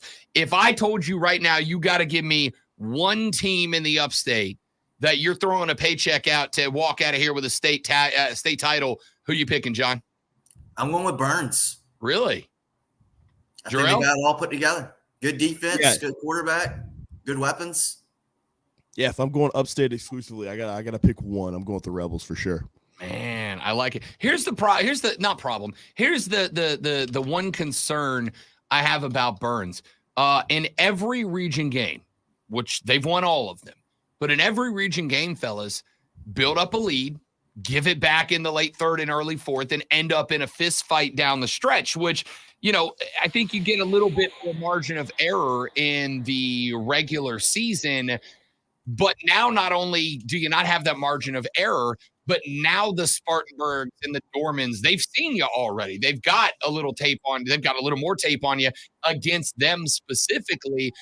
The big concern I have for the Rebels is, can you build up another one of those 14, 17, 20, 21 point leads? More importantly, can you play when you have it, right? Like, that's been the big concern for the Rebels. So my question to you guys is, who out of the bottom portion of that bracket that they are in right now, who do you think is the team that has the best capability to prevent Burns from building up that big lead that lets them, win a fist fight just by having more points late? The team that scares me every year in the playoff, not scares me, but just sneaks up on people, I think, a little bit, is TL Hanna. They don't run a sexy offense. They got the ball on the ground, running it, option type offense. But at the end of the year, of the playoffs, they're always around, and they're knocking off your big time teams. They're knocking off your Burns or your Hillcrest late in the playoffs. When you think another team with a ton of weapons on the outside can throw the ball downfield is going to beat them, they end up winning the ball game. And that's the team that I think really scares me. And Upper State's loaded. It's not just TL Hanna, but that's a team that catches my eye immediately, could be a problem late in the playoffs. Hey, one that I gotta circle is the Spartanburg Vikings, man. That's a team last night. They kicked off the playoffs right. They won 31-7 in dominating fashion over Rock Hill. This is a team that's played a tight game with Burns already. This is a team that has probably one of the best defenses in the state, in the upstate. They've just haven't been able to figure out how to score enough points. They've put up 31 and then 35 last week. Maybe they're getting some things going. That's a very dangerous team. You got Coach Hodge there who knows how to get it done, knows how to win state championships. So watch out for Spartanburg for sure. All right, let's talk about tonight's game. Burns is taking on Dorman. We got that game for you right here on the Fan Upstate with the sexiest play-by-play guy in the Upstate. Very excited about it. Talk to me about this game. We go back in the regular season. These two teams met. It was, as I talked about, one of those games where Burns built up a lead, and then they just kind of let Dorman stick around, fight back a score at a time. Now that Dorman's got some tape on the Rebels, this one is at Burns. I think it is going to end up being a fist fight for these two teams. I think Burns is better on paper, but this one could be a fight, fellas. It could be, but I think that close game a few weeks ago bodes well for Burns, because this is a game where Burns should certainly win, and they should win handedly, honestly. But being that game was close a few weeks ago, this will have their full attention, in preparation this week, and then tonight once the game actually kicks off. I think Burns will take Dorman very seriously because they know what they're capable of, and they know that they don't play well, they can very well lose this game. I think that's actually a good thing for the Rebels. Get your attention, get focused here in a first-round game. I think Burns, I'm not going to say they roll, but I don't think we're going to see another 2-point, one-score game again tonight.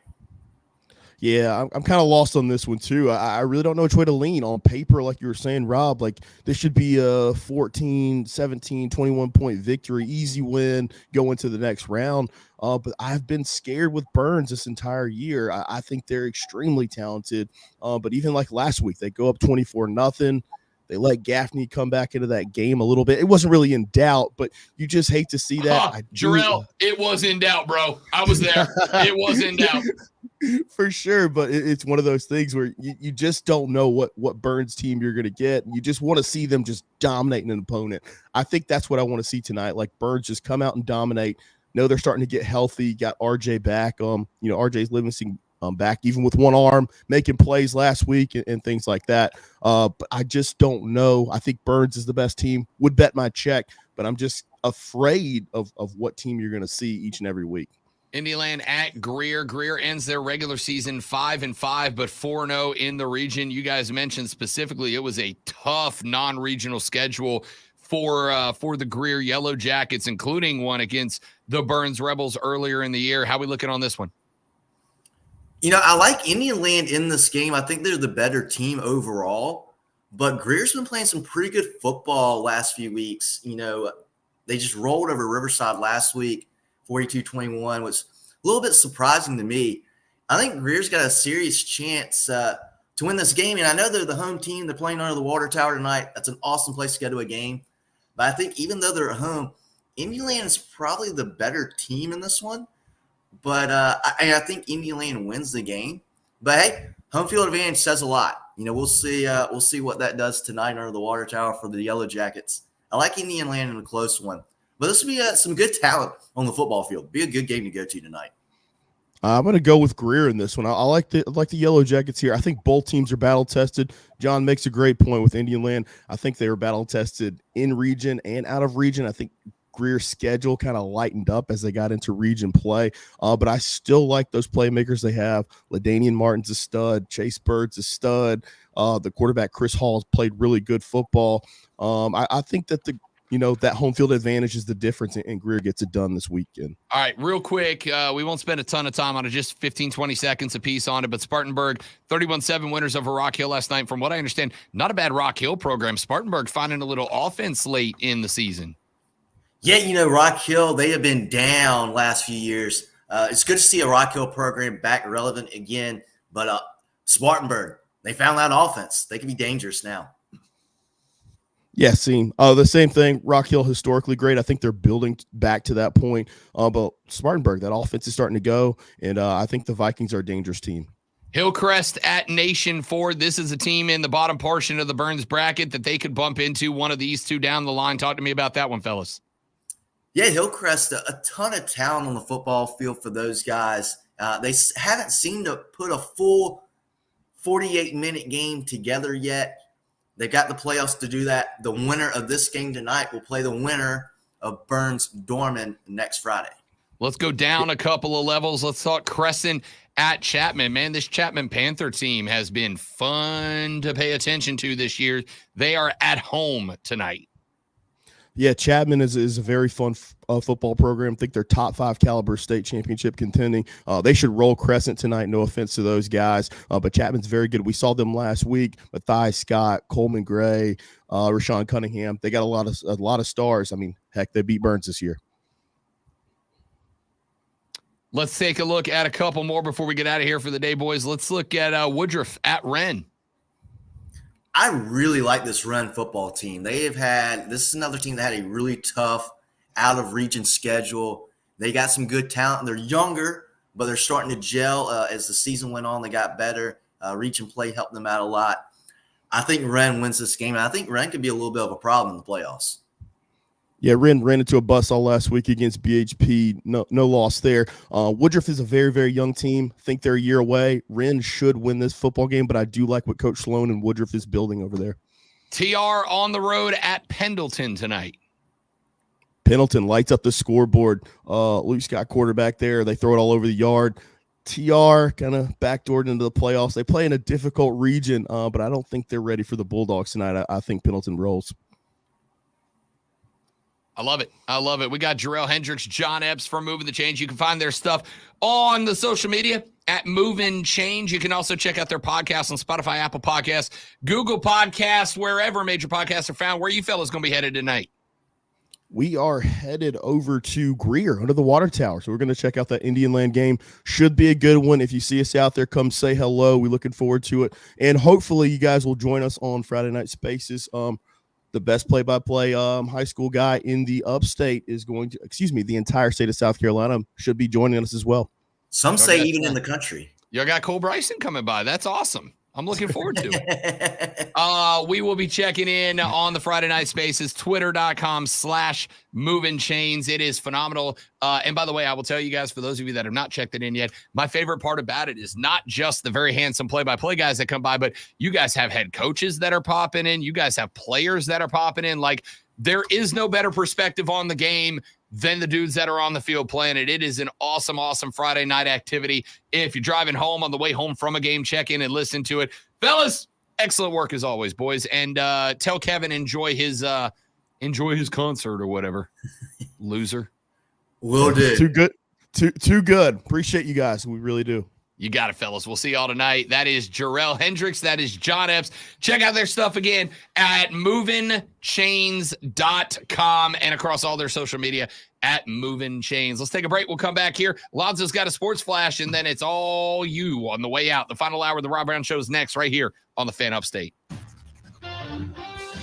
I can guarantee no Kelsey Ballerini here.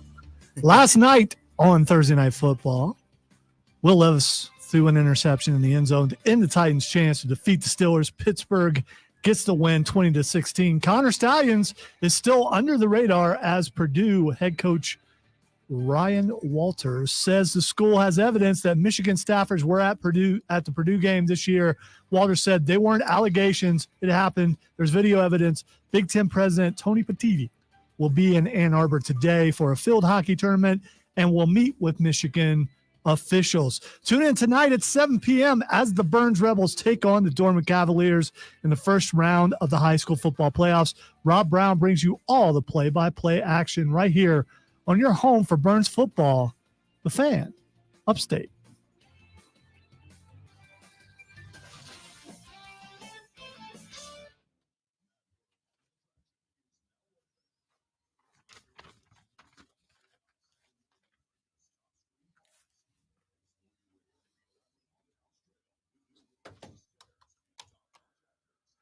All right, Zach, as for your music question, I listen to all kinds of music, anything that's not country. So I will be listening to 21 Pilots, Cage the Elephant, Boston, a theme from a video game or an anime, anything 80s because I'm old. So a lot of music. I just don't like country. So if you want to come at me specifically for the style of music I listen to, you're going to have a problem because I listen to a lot. Very eclectic.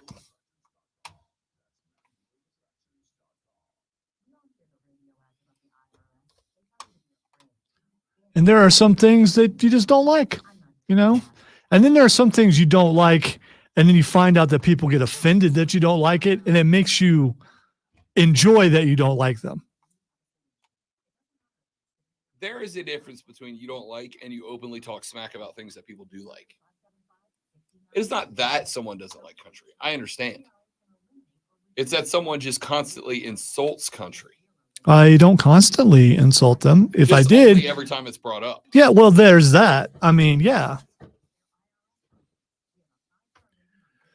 It got to be me, yo. Got to be me.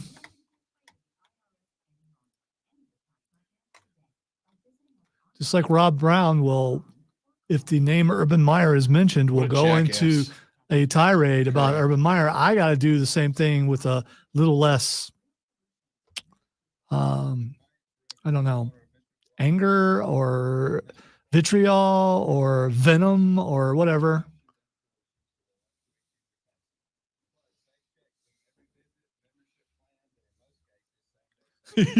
Yes. I have an epileptic taste in music too. I don't know if you meant that on purpose, but you know, I think you meant eclectic. That's a hard word. No way I could spell it.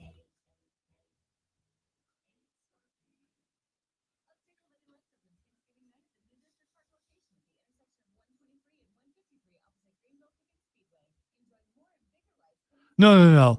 I don't harass, and although I am, you know, making fun of it on the airwaves and have for my entire radio career, I don't, you know, put out posts and things like that.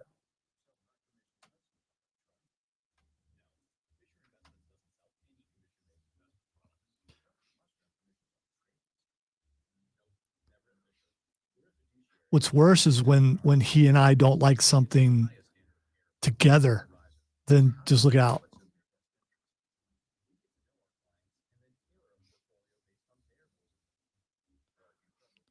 No, and I think that's a song by Hall & Oates. I could be wrong.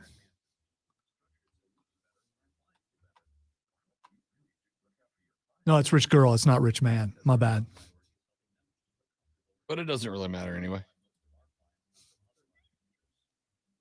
It has to do with money, especially the old man's money.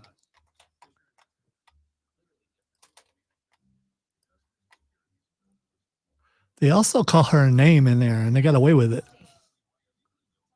on the airwaves back in the 80s. Gable's in the first break.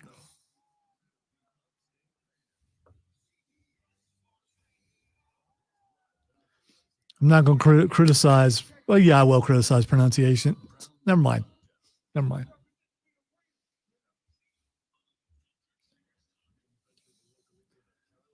Did you say Richmond instead of Richmond? I may have missed that. Been to Richmond. That's where Virginia plays. That's how it goes, right? I think so. You could be right.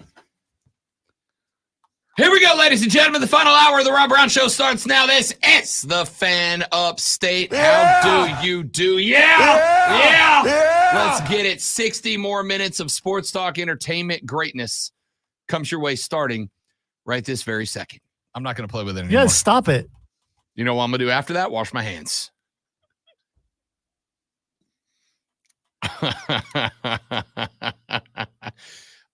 We just got a text that says, Lonzo, Mr. Brightside isn't a song about voyeurism. It depicts a true story of Flowers' jealousy and paranoia when he walked into a bar in Las Vegas and found his girlfriend cheating on him. So there you go. Did he see her do it? That's what he just said. Okay. What's voyeurism? It's watching. If you... So I mean, technically, stop voyeurisming me right now. Technically, right now, you're a voyeur. I'm eyeballing you, or I'm trying to, but that sweet hat, the brim's kind of in the way. I can't see your eyes. I'm a curl brim guy, by the way. I don't. Give me that bendy brim. Doesn't that get in the way of you being able to see though? No, man. When you and even if it did, it looks. All right. Why do you have to curl the brim? On specific hats. I'm also a flat brim guy. But I'm trying to understand why you feel the need to do that. Sunlight comes from the side. It comes from the side. Also, it's helping out your peripheral. It's totally a baseball thing. It's like blinders. Yeah, because if I'm gonna for a horse. if I'm gonna voyeurism that way, I want the sun blocked. Well, no, if I'm gonna do a voyeurism. I'm guessing if you're voyeuring, that you don't want people to know that you're voyeuring, so you just kind of side eye it. Will Levis last night had himself another night and did his darndest to try to get the Tennessee Titans a dub over the Pittsburgh Steelers. He came up just shy, had a game-winning drive in the works. 6 seconds left, took a stab at the end zone and threw his only pick of the evening as the Titans fall 20-16 to the Steelers. And by the way, the Steelers had an atrocious start to the season. They got blown out by the 49ers. They beat the Browns and the Raiders. They lost to the Texans. They've lost to the Jaguars. But y'all, the Steelers are 5-3, and maybe, just maybe, potentially, possibly, they're not quite as bad as everybody thought that they were going to be behind Kenny Baby Hands Pickett. But Will Levis is a dudes. Like, that guy played a game last night. 22 of 39, 262, no touches to be thrown, but at the same time, DeAndre Hopkins was getting bracketed every time down the field. It was kind of ridiculous. Like, and it should be. He threw 3 touchdown passes to DeAndre Hopkins the week before. So they said, all right, let's see if you can do it without your wide receiver one. We'll see if you can do it without your Pro Bowler on the outside. And he almost did. Outdueled Kenny Pickett, 19 of 30, $160 and a touch for KP. But Will Levis is a story right now. And it's incredible what happens when you give a rookie quarterback wide receivers that are good. It's incredible what happens. They can go for 262 and nearly win a game over a 5-3. Can we just do one show without it? Okay, just one show? I mean, Nope. All right. Nope. Well, okay. Nope. Okay. Nope. I just don't. I mean, there's got to be money involved, pictures, something. Never seen the love that I see coming out of you for Bryce Young. James said, gosh, if only another team looking for wide receiver help had tried to sign him. I mean, I done tried to tell you. Should have been. Now, you got to keep in mind that D-Hop did not want to play with the rookie QB. That was the whole reason he didn't end up. Because I'll tell you where he would have fit beautifully, Houston. He'd have fit beautifully in Houston. Him with Nico on the other side would have been terrifying with CJ Stroud throwing the rock, but he didn't want to play with a rookie QB. He was not brought to Tennessee to play with Will Levis. He was brought there to play with Ryan Tannehill, and now Will Levis. Has Will Levis taken Ryan Tannehill's job? I would say absolutely. Hell yeah, I would say absolutely. Absolutely, I'd say absolutely.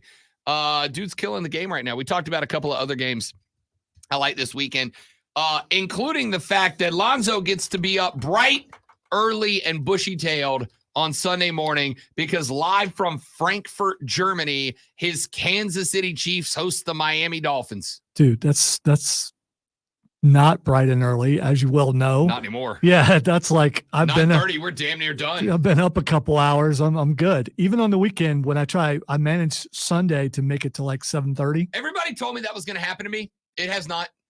It is not. I'm going to go ahead and tell you right now. The alarm will be set for 9:28 on Sunday morning, and that game's getting watched from bed. Well, I don't set an alarm on the weekend, and even before we went back to mornings, I did mornings for so long that I automatically wake up around 6:30 and force myself to stay in bed till 7. So I usually get up at around 7 anyway. So which is still like 4 hours or 3 hours later than what I normally sleep now. I'll tell you who has gotten on the new schedule, the dog. The dog's on the new schedule now. It took her a few weeks, but the dog's on the new schedule. About 4 a.m., the dog is like, so we had to transition. The dog sleeps on her own bed on the floor now. Like initially she slept in the bed. We didn't care. We were fine. But then she started getting restless. About 4 a.m., I will feel the paws on the side of the bed and start hearing the please let me out whining. So she's kind of become the alarm. But it just started this week. So I'm real curious as to if she's going to wake me up at 4:30 on Sunday to go out. No. Now I feel bad, but I kind of hope it happens because it's not her fault. You put her on a schedule. I know. It's one I need to be on. You know what else? You're going to try to go outside with just a jacket on and your boxers. Nope.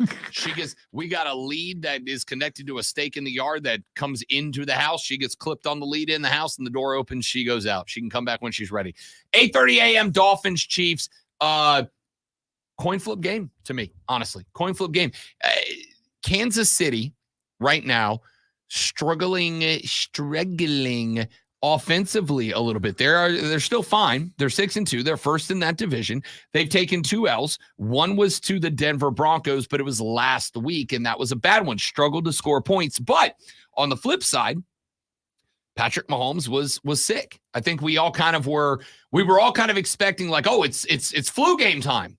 It's time for Patrick Mahomes' flu game. And it was not Patrick Mahomes' flu game. It was not the Chiefs' finest moment. I think we've all had flu and know what that does to you. It sucks. You definitely don't want to be out on a football field. No, it sucks. It really does. So hopefully he's back in 100%. But I'm going right now. This is a coin flip game to me. I'm not putting $1 on this game because this game could end with one team winning 35-7, the other team winning 35-7. It could be 26-24. Like, this game is a coin flip game to me, and I genuinely have no idea who wins it. All right, this comes down to 2 things for me. Who acclimates better to the trip? Sure. And does Tyreek really want to show up his old team? That angle is real interesting, right? That angle is real interesting. Does Tyreek go, hey, Tua? Because I saw some things this week that he really, really wanted to stay in Kansas City, but they just didn't offer him enough money. But he had said that before, but it's come out again. And for the record, he's earning that money, Jack. He is. He's earning that money. He and the most accurate quarterback in the National Football League. I have nothing against him leaving. I mean, go where you can get the money, and at least he didn't do what some players do, and they want the money and they go somewhere else, and then their career goes downhill. His has not done that. Let me address a text real quick that just came in. Texter said Panthers never sign or draft Clemson players. Not sure why, but that's why Nuke wasn't signed, I think. Let me go ahead and say that this is absolutely a college football lens looking to the NFL. I want you to know, and you probably already do, you just don't want to accept it. But let me make this clear. NFL franchises do not give a gosh darn about the college football players want to. They don't care. They don't care. If there's a great player from your college and it's nearby, they'll absolutely take him, but they are not going to bring in a guy because, oh, he's a Carolina guy. He's a Gamecock. He's a Tiger. He's a Furman. They're not going to bring in a guy Listen, for that reason. if you are especially sensitive about some things as a fan base and you look and you notice that, by the way, they're right. You look at them, that team rarely, if ever, takes a Clemson player. And maybe it just happens to be each year the need for the Panthers is not does not coincide with the player coming out of Clemson, and so they don't go after the player. But you could look at it that way. You absolutely could. Then you could look at some other teams like the Raiders when Gruden was there. Definitely a Clemson guy because he drafted a ton of Clemson people. Hey, Philly is just the University of Georgia North right now. But you have to keep in mind, and Ohio State shows up a bunch on a couple of teams. So I mean.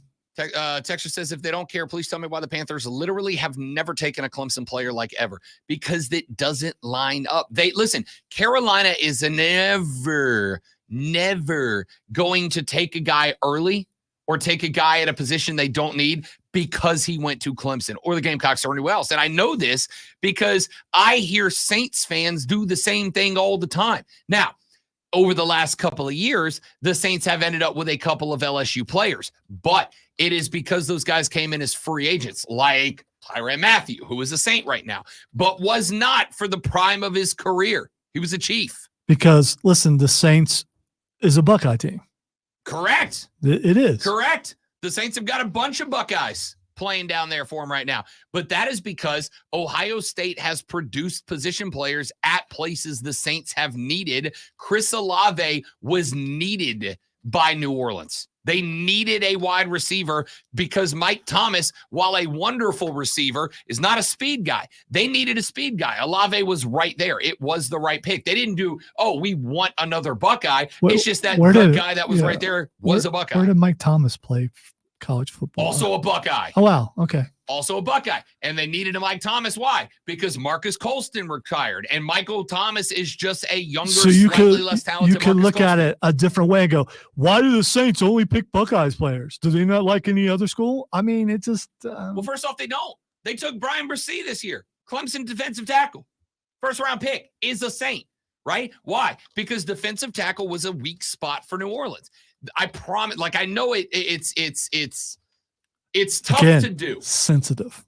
It is 100%. Yes. It is tough to, and I also think it's a college football mentality, right? Like if you are a college football first fan, your college football lens gets turned to the NFL, right? This is why I've said for years, I'm an NFL guy.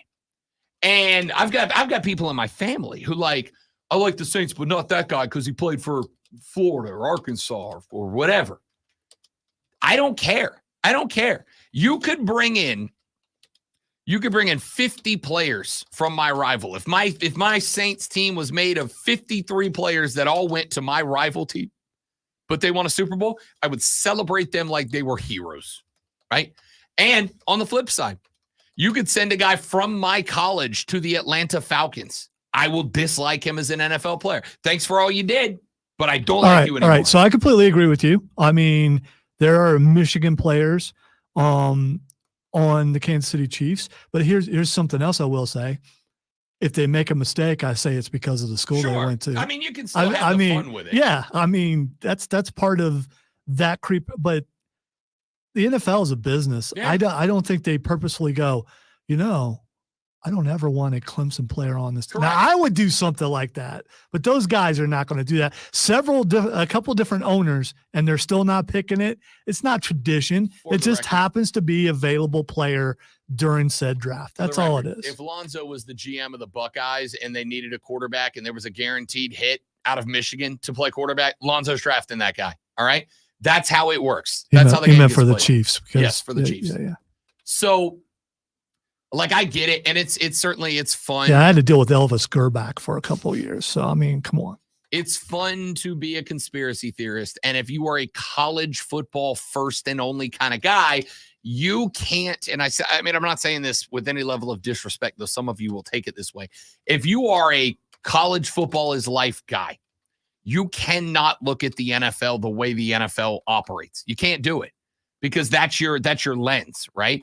And I understand it. I'm not hating on you in the least, but you can't look at the NFL where it runs like a business, because if you are a college football fan first, who looks at probably college football through the lens of idealism.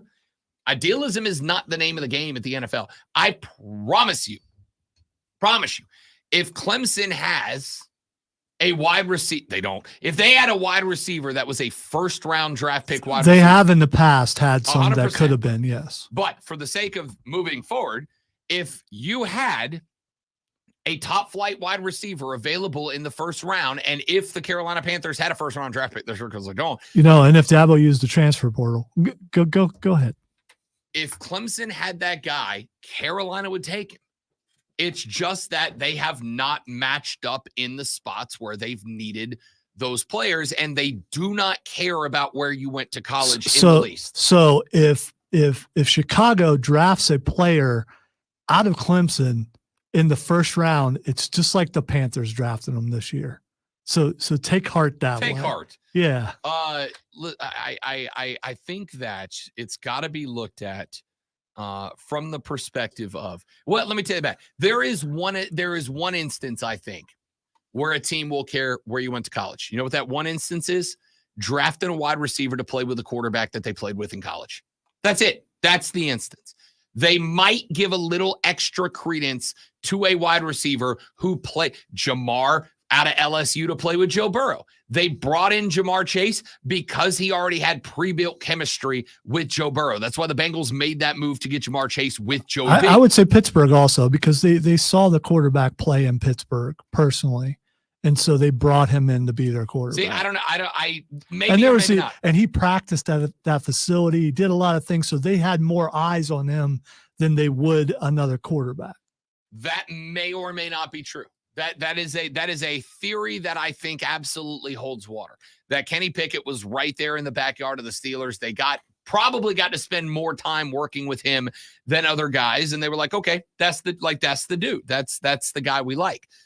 But again, if there would have been one of the other quarterbacks available, a higher rated quarterback at that spot, they would have passed over Kenny Pickett in a heartbeat. Yeah, they would have. Yeah, in a heartbeat. Because they don't care.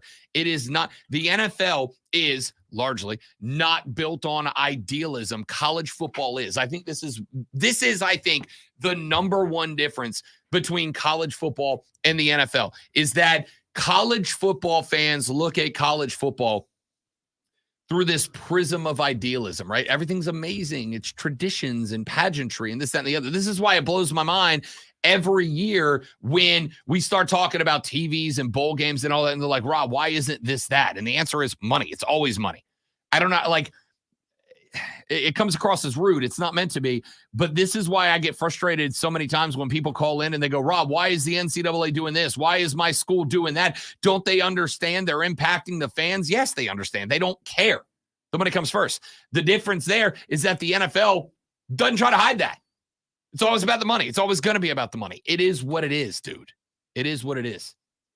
If Carolina can get a guy out of Clemson or out of South Carolina that fits a need and is a top-tier caliber player, they'll absolutely take it. This is not some nefarious plan from Scott Fitterer, who's really a secret Gamecock who hates Clemson. It's not, I promise. If somebody could come in from Clemson and make Scott Fitterer dubs and cash, he'd take him in a heartbeat. That's just how it works. All right. We were looking through the NFL schedule. Good text, Texter. You sparked a conversation. Bravo. Well done. We can continue that. In fact, let's do this. Let's run to a break. When we come back here in a minute, we will take a look at some of the bigger games of the weekend. Also, I will give you my thoughts. How does South Carolina make sure that they don't take a embarrassing loss? By the way, real quick, Scott Fitterer went to UCLA and LSU. So there you go. Not a Clemson guy. He still holds a grudge from the Joe Burrow year. No, we will coming up in the next segment. Take a look, a little Palmetto preview. Take a look at South Carolina, Jacksonville State, Clemson, Notre Dame. We'll see how both of them can win. Clemson can, but we'll talk about that next. I'm Rob. He's Lonzo. The Rob Brown Show rolls on. Ladies and gentlemen, this is the Fan Upstate. All right, guys, another live read right here. Stay right there. We'll be right back.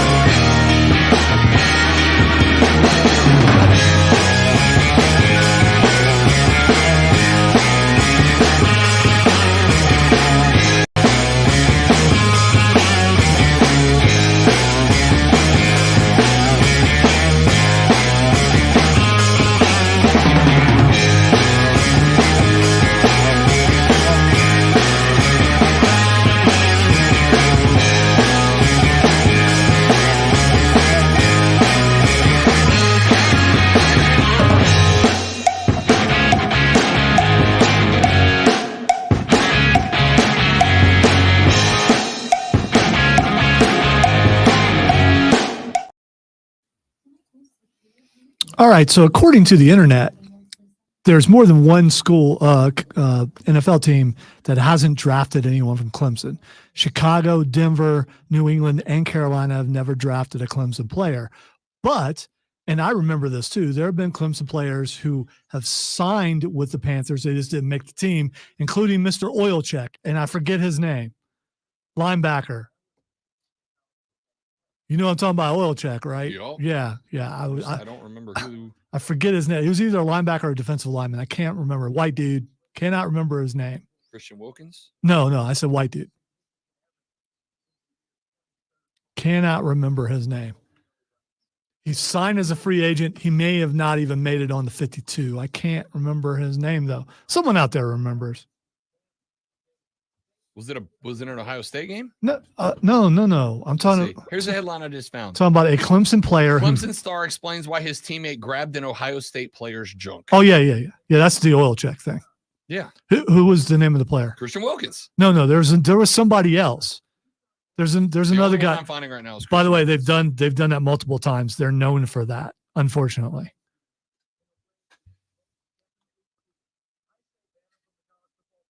Come on, people, you're letting me down because I can see him in the Bouchard or something, says LB.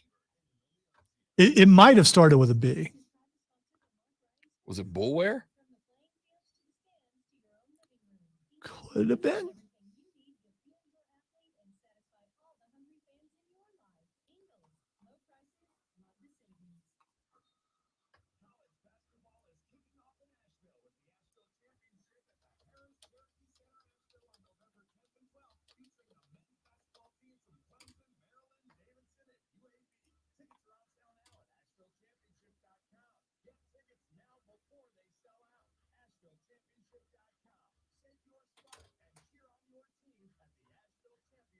I hate that I can't remember his name.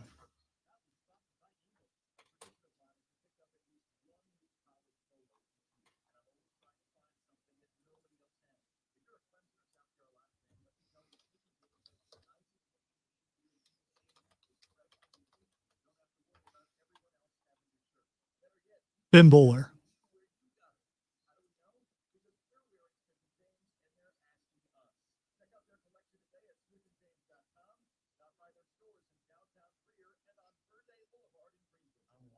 And Christian Wilkins did that to Curtis Samuel. Joey, I have no idea why. No idea why.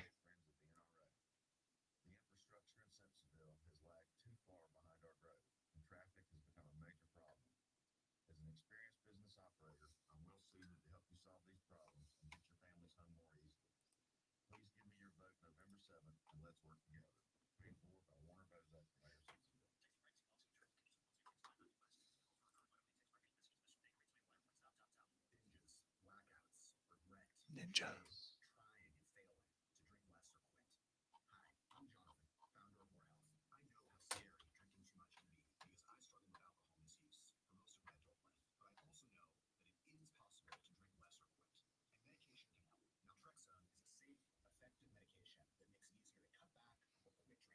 I don't think so, Keegan. Does seem like there's a lot more Achilles stuff, but it probably isn't. Of course, none of those injuries have anything to do with turf. Not at all.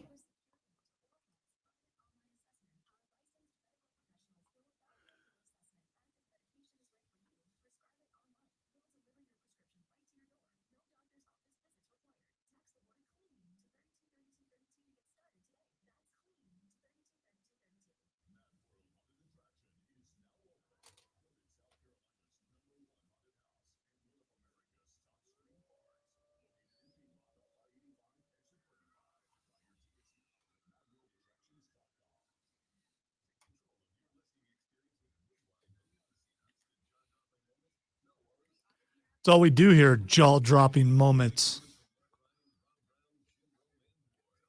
Oil checks and washing your hands. Wash your friggin' hands.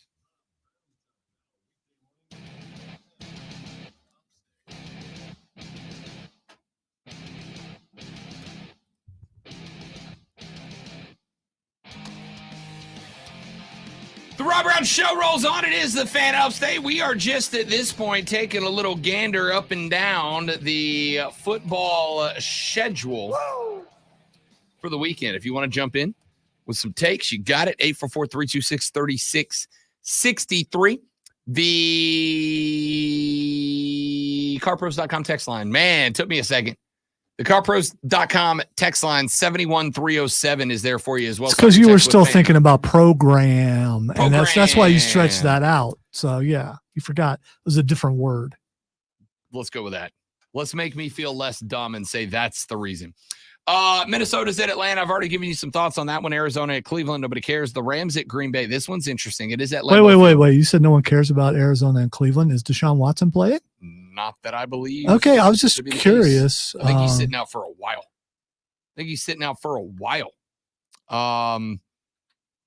We'll see when Deshaun comes back. LA at Green Bay is interesting because Jordan Love could be benched. And I think if he's going to be benched, it's this game. If they can't figure out a way to make it competitive against the Rams, I still don't understand how the Saints lost to Jordan Love. I don't. He's been butt ever since then. Is Green Bay like the Clemson of the NFL? They had two really good quarterbacks in Brett Favre and Aaron Rodgers, and they think the next guy is going to be the guy, and he comes in there and he's not. No, I'll tell you why I think they feel that way. I think you feel that way because you had Jordan Love who rode Pine as the heir apparent to Aaron Rodgers. But keep in mind, so did Aaron Rodgers. He rode Pine for a long time behind Brett Favre. Keep in mind, you also, once Jordan Love was on, or when Aaron Rodgers was openly and publicly asking for the Packers to go get him talent, go get him help on the outside, go get wide receivers. And they said no. With a first-round draft pick, they said, no, we're going to draft the next QB. And so the thought there is... So just like Clemson could go into the portal and bring in some help for Cade. I just see a similarity there. I understand it. The thought there, if you're a Packers fan, has got to be, okay, if you believe in this guy enough that you did not give Rodgers help, which does two things. Number one, it tells me that you absolutely believe this guy can be the heir to the throne of the quarterback spot in Green Bay. And B, it tells me that you believe it so much that you don't care if Aaron Rodgers gets bleeped off and moves on, right? It's not only is it bringing this guy in instead of wide receiver talent, it's also straight up telling Aaron Rodgers, hey, if you move out, we're great. Like, we want you here. But if you're ready to go, we're happy to let you. And so I think the expectations were already heightened on Jordan Love. But when you created a world in which Aaron Rodgers doesn't get help so you can have him, if you're a Packers fan, you've got to be believing that that Jordan's the guy, that Jordan can be Aaron Rodgers, or else why would we do this? So we'll see. Washington is at New England. Nobody cares. Chicago's at New Orleans. I don't know. Is New Orleans offense what they showed last week or what they showed 2 weeks ago? I don't know. My team's depressing. It's your team, dude. They're depressing. You don't care about your team? I mean, I care, but they're just depressing. Seattle's at Baltimore. You guys remember 2 weeks ago when Lamar Jackson popped off and looked like an absolute monster in a 38-6 beatdown of the Lions? Well, he came out last week and they almost found a way to screw the pooch against the Arizona Cardinals in that one. Lamar ended up throwing for 57 yards in that game. 1 touchdown, no picks. And he ended up rushing for 17. Lamar had a 1 week coming back party, and then he disappeared against Arizona, against not Josh Dobbs. No, it wasn't good. Wait, did Josh Dobbs play that game? I don't even remember. That game was so terrible. Yeah, it was Josh Dobbs. 25 of 37 for 208, 2 TDs, and a pair of picks to go with it. So that's Ravens hosting Seattle. Gino, how about the Seattle Seahawks 5-2 on top in the NFC West? Just like we all predicted. Well, as far as the record goes, it's not a surprise after last year. They were pretty good last year. Gino's no joke, man. By the way, Devin Witherspoon, their first-round draft pick out of Illinois, dude can go. Tampa is at Houston in your final 1 o'clock game. Tampa's got to win this game. They got to win this game, right? They've got to. It's more of a I hate to say this, but team morale thing. But I told you, preseason, they do not have a head coach capable of winning. They just don't. I'm sorry. Wonderful defensive coordinator. He's the Josh McDaniels of the defense. Wonderful coordinator. Really good defense under him. But the problem is twofold. You make him a head coach, which is outside of his realm of expertise. He is not head coach material, Todd Bowles. But here's the problem. The problem is in making him your head coach, you also take him off the board as a defensive coordinator. You also take his mind away from being dialed in on making the defense as good as it can be. And so not only does your team suffer offensively because you've got a defensive coordinator who is not a head coach at the head coach spot, but your defense gets worse. That's where Tampa is right now. They're in trouble. They're in trouble. Indianapolis at Carolina at 4:05 on CBS. I'm not as confident in a Carolina win in this one as I was in the Houston game because I think, and I think this would have been true about Anthony Richardson as well. So this is not a shot, although Zoe's going to take it that way. The more tape there is on CJ Stroud, the more he's going to lose games. The more teams learn the tendencies at the NFL level, like Carolina did, the more games he's going to have, like he did at Carolina. This is why I have said CJ Stroud was playing at his roof and Bryce was playing at his floor. And they went up head to head. Carolina had enough tape on CJ Stroud to make him look fine. He looked fine. He looked fine for a rookie quarterback. Whereas whereas Bryce Young is getting better week by week, statistically and on the field. So there's no tape on Bryce Young? There is tape on Bryce Young. But Bryce Young is not no good tape on Bryce. No.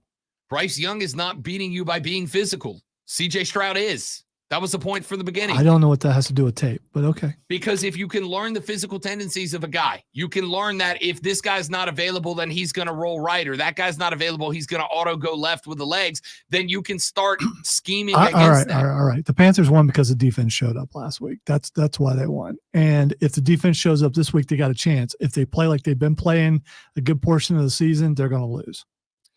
Jonathan Taylor is the key to this game. Well, because you're not going to go score for score with Indy. You're just not. They can't. They're not capable of doing that yet. They are capable because Indianapolis has the worst defense in the NFL. I don't know. Carolina's pretty bad sometimes. Again, they played pretty well last week. We'll see what they do this week. Indianapolis giving up almost 30 points per game. They gave up over 500 yards of offense to the Saints. We ain't exactly a group of Pro Bowlers. These couple games are going to give Rob Brown and his ilk fuel to say, see, they're on their way back and all this kind of stuff. Then they'll play some real defenses again, and it'll be like, oh, he's taking a step back, but he's looked really good. It's going to be okay, even though he just went back to what he really is. Give me fuel, give me fire, give me that which I desire. Which would be for me to leave the room right now, which I can't. No, I don't. Not for 25 more minutes. What I want is when we get to the end of the season for you to have to go, damn, Rob, you were right. You know ball. Well, I wouldn't say it that way, and I definitely wouldn't say you know ball. Darn it, Rob, you know ball. You've told me, and I don't even say that, but I mean, have you heard me? I mean, that's just not how I talk. I'd say, dude, you were right. You know ball. I'd say, dude, you're right. I'm not going to say you know ball because you've said that enough times. When you say it, that means no one else does. And I just, the arrogance is just dripping off of that sweet looking hat. Because I know ball. New York at Las Vegas. That'll be great. What a showdown, y'all. There is a showdown, however, in the NFC East as our nightcap on a Sunday nighter. On a Sunday afternooner. Dallas is at Philly. Dallas at Philly at 425. Yes, please. Because Dallas's defense is also very good. Philadelphia's defense is pretty good. Philadelphia's offense has come alive lately. Dallas's offense, Dak looked like a real quarterback last week. No, it was probably a short spurt. Not exactly what I expect out of Dak Prescott for the rest of the year. It's all mirrors and magic. It's not real. If Dak puts back-to-back games together, this game feels like a toss-up to me. Right now, I think Philly has the best record in football, and this is definitely a true test. If Dallas is going to be competitive at all and do something in the playoffs, they have to beat Philly. Listen, they have the best record in football at 7-1. You know how many more games the Cowboys have lost than Philly? One. They have lost one more game. With a more difficult schedule, they have lost one more game than the Philadelphia Eagles. Listen, I can't stand the Dallas Cowboys. They're the only team that I dislike as much as the Atlanta Falcons. But I'm going to tell you right now, this team has kind of figured it out just a little bit. If Dak puts another 2 or 3 touchdown day on the board, Dallas can win this game. This, to me, is a pick'em game. I'm not touching it on the betting line. I hope the boss is wearing his cowboy shirt today. I think he'll say the same thing, right? And then Monday night, we've got the Chargers and the Jets. Wow. Can't wait for that. Highlight game. We've got to do something about being able to flex. Seriously. Honestly. Because, I mean, you can't move the Kansas City and Miami game to that, but you could move Philly and Dallas to that game. All right, when we come back here in just a minute, we'll wrap up the show with a Palmetto preview. Take a look at South Carolina v. Jacksonville State. Take a look at Clemson v. Notre Dame, and we'll call it a week. Rob, Lonzo, you, the Rob Brown Show. This is the Fan Upstate.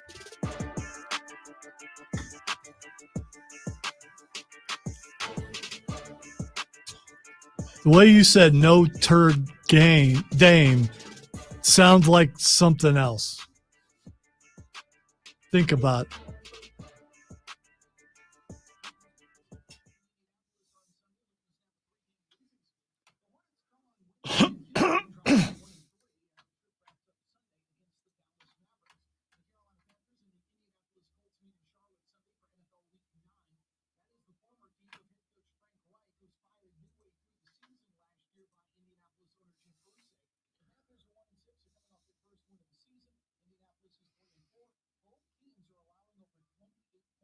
Yeah, it is a great day for NFL football, Joe, for sure. I wonder what Rob would do after the tirade that he threw earlier if for some reason the water stopped working in the building. After he went to the what would he do? I mean, we do have some of this, but is that the same thing?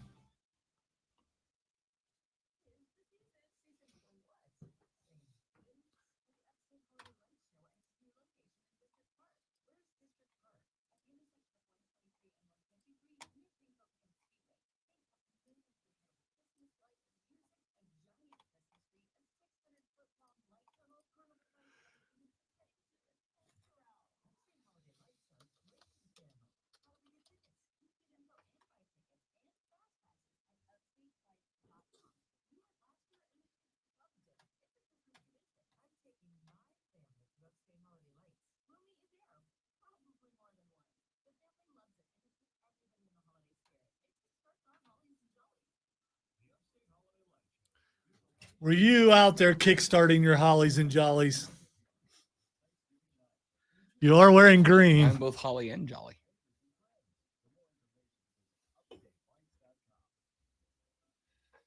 Hey, you and I together are Christmas colors today. Sure are. I guess that means I got to put up a tree today.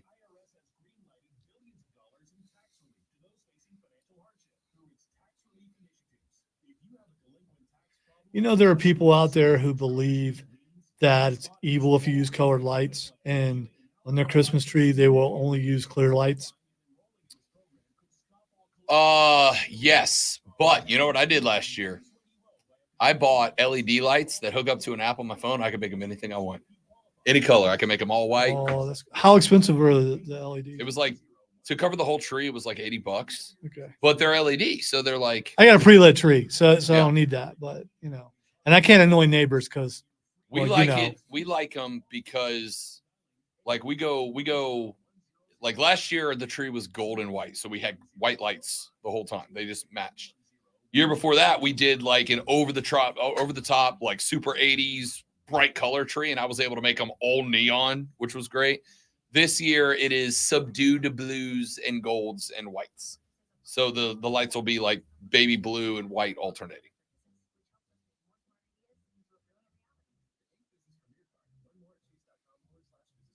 Subdued, is that's kind of an artistic way of, I suppose. Like a soft. Okay. I was going to say, I don't know if I could look at something and go, that's subdued.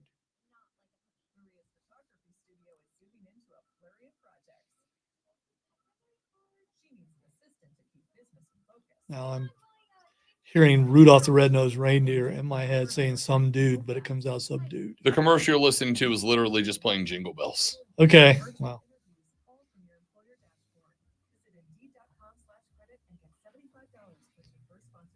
It is amazing how everything Christmas showed up on November 1st.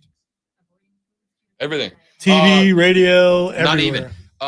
What store we're in? I'm not going to say it. There was a store we were in a week and a half ago. Well, Hobby Lobby's that had Christmas stuff up. Hobby Lobby's had Christmas stuff out for a while. Sure, So, but like that's a Christmas decoration store. well, I get it. I'm no, telling you, it's- this place it's not. was decorated for and playing Christmas music. It was not even Halloween.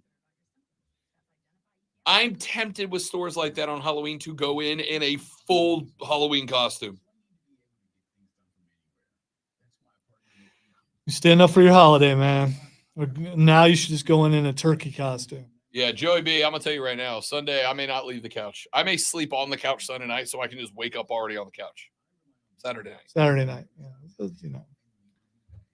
all the days are the same when you get up as early as we do now. Ugh. I haven't been napping at all lately, though. I have. Well, you need to today for sure. Uh-huh.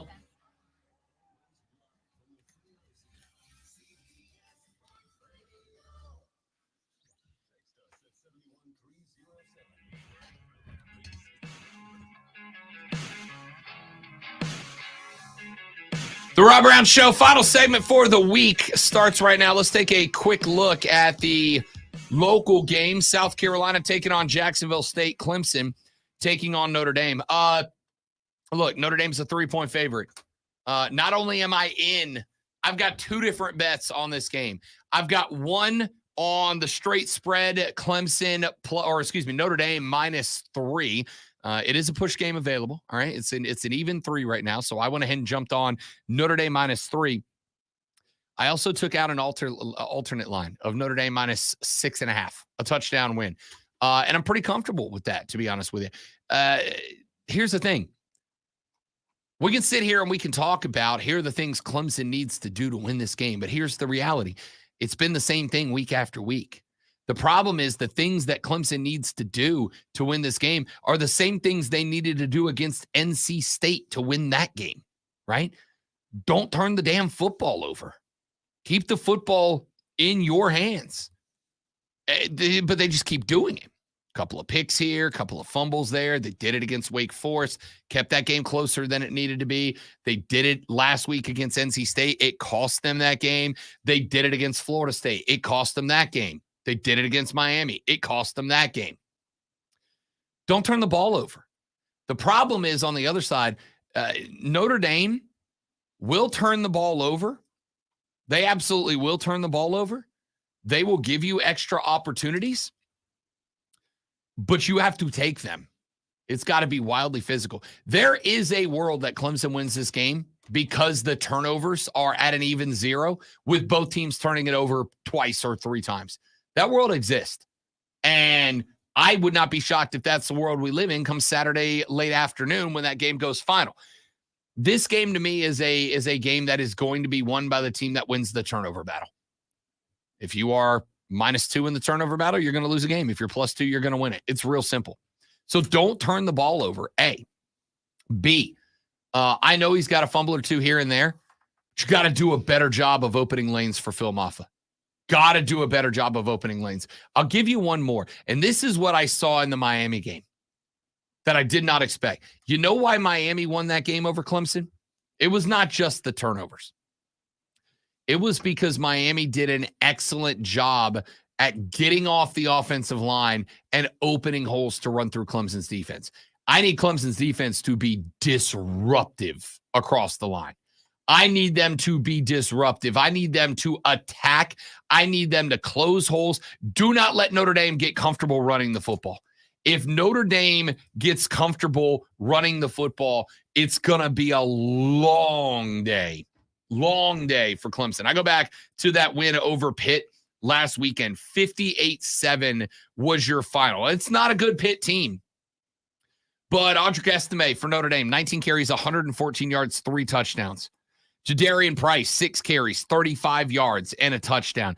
They had 155 rushing yards on top of Sam Hartman's 380 through the air. The only look at this. Notre Dame put up 58 against Pitt. That's a Narduzzi team. That's a defensive head coach. Pitt's defense is not bad. It's their offense that struggles. 53 rushing yards, 202 passing yards, and 4 picks. Notre Dame turned the ball over twice. Sam Hartman threw 2 picks to Pitt. He will turn the ball over in this game, but you've got to take advantage of it.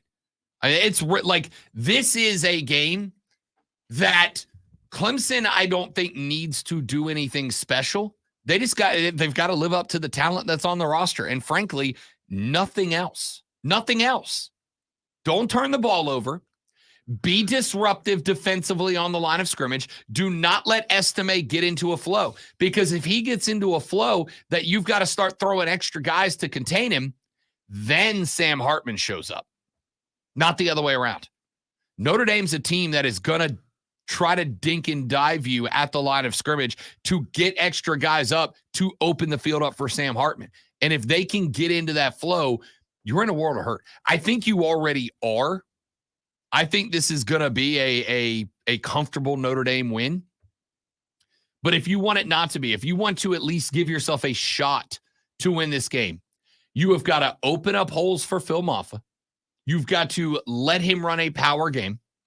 You have got to be disruptive on the defensive line of scrimmage. Do not let Estime get into a rhythm. Do not let Estime get comfortable running across the line, because if you do, he is going to open the field up for Hartman, and that is where Sam Hartman, who, by the way, is still on the board. He won't win it, but is still on the board as a Heisman contender. You start having to stack an extra backer into the box to prevent Estime from gutting you, Sam Hartman's going to cut you loose. Over on the flip side, the Gamecocks taking on the Gamecocks this weekend as Jacksonville State comes to town. First time these two teams have ever gotten together. South Carolina 2-6. Jacksonville State is 7-2. The only 2 losses that Jacksonville State has are to undefeated Liberty and Coastal Carolina. 2 pretty good teams. They are good enough. They are moving from FCS to FBS moving forward. They're going to throw 2 different quarterbacks at you. They are going to throw Zion Webb. They're going to throw Logan Smothers, which is a good defensive lineman name. Not a great quarterback name. But they are ranked 2nd and 3rd on their team in rushing yards, respectively. Their passing stats are very similar as well. You would also be a good Waffle House cook. That's a great call. That is a wonderful call. Some smothered, covered, and chunked hash browns. That's the way to go, man. The way to go. These 2 guys can throw the ball. They are not an excellent passing team, but they are a team with a pair of mobile quarterbacks. And let's be real. South Carolina struggled against mobile quarterbacks. Drake May got you in week 1. Brady Cook for Mizzou got you, right? If a quarterback gets out of the pocket, South Carolina's going to be in trouble. Here's the good news for the Gamecocks.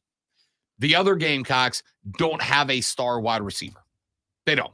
They got a couple of good players, no real good talent on the outside, which means that for the most part, if you can play man coverage outside, or if you can play a light zone, if you can play some cover 1, you can send extra guys or keep a spy in. Hey, Stone, your only job is make sure their quarterback does not get yardage running the football. You take that away from them, you should be fine. The problem is they also have a really good set of strong running backs. They have 3 players that have rushed for over 200 yards. There are 700 yards of offense combined on the ground across their front 3 guys, and they rotate in and out.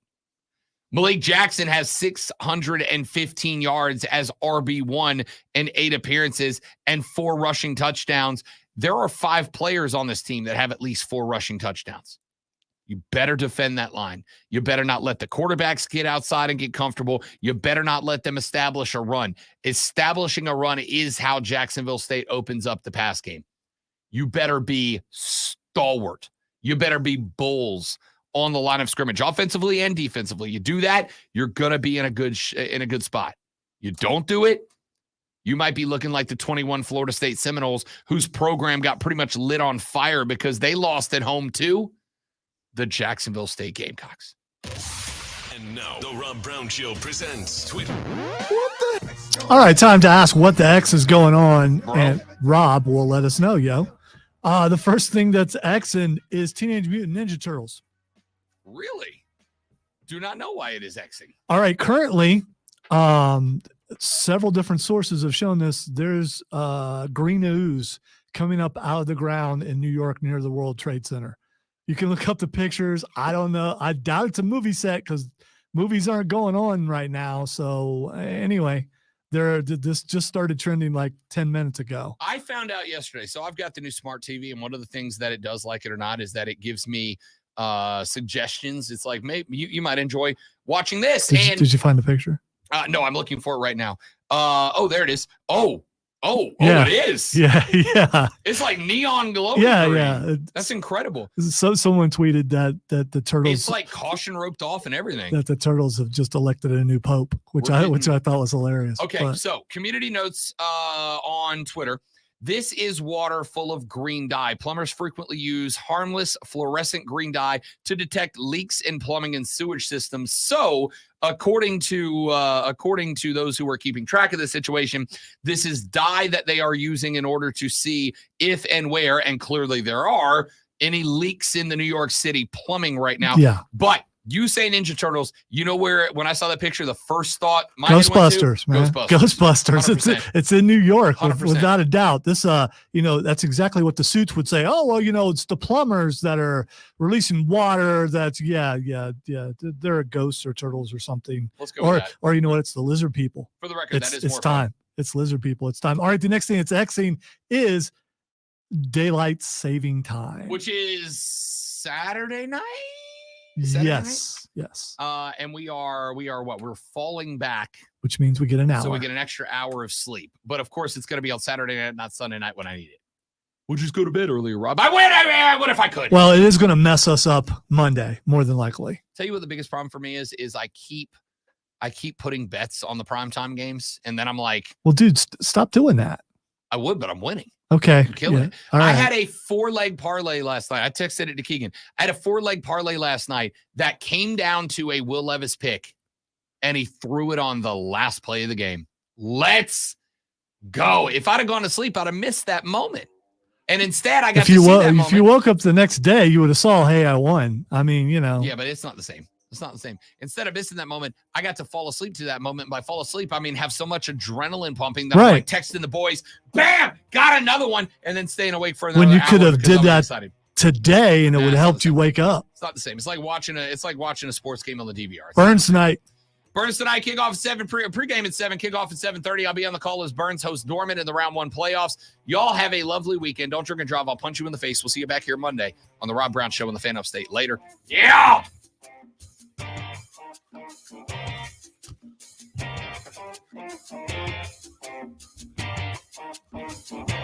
The ooze, man. It's incredible. But it's not ooze. It looks wild, though, doesn't it? It does. It's like, why are they trending? Oh, it's genuinely bright green. Yeah, it's awesome. My first thought was movie set, and then I started thinking, no, there can't be right now because the actors are still on strike. So, and I don't think the lizard people would come out of the sewers with such fanfare, but maybe they would. All right, dudes and dudettes. Someone needs to put the video of that lady pointing at the. They got to do that. That lady. I was like, what lady? Oh, got it. Oh, my goodness. Instead, she's like, I told you. Yeah. All right. I got to go because I got to get ready for Burns. Y'all have a lovely day. Thanks so much for hanging out. Hope you enjoyed the show. Tell your friends about us. I'll be tweeting a lot this weekend because football. Have a good weekend. Goodbye. I mean, you're not going to be tweeting about the basketball tournament. Oh, yeah, I am.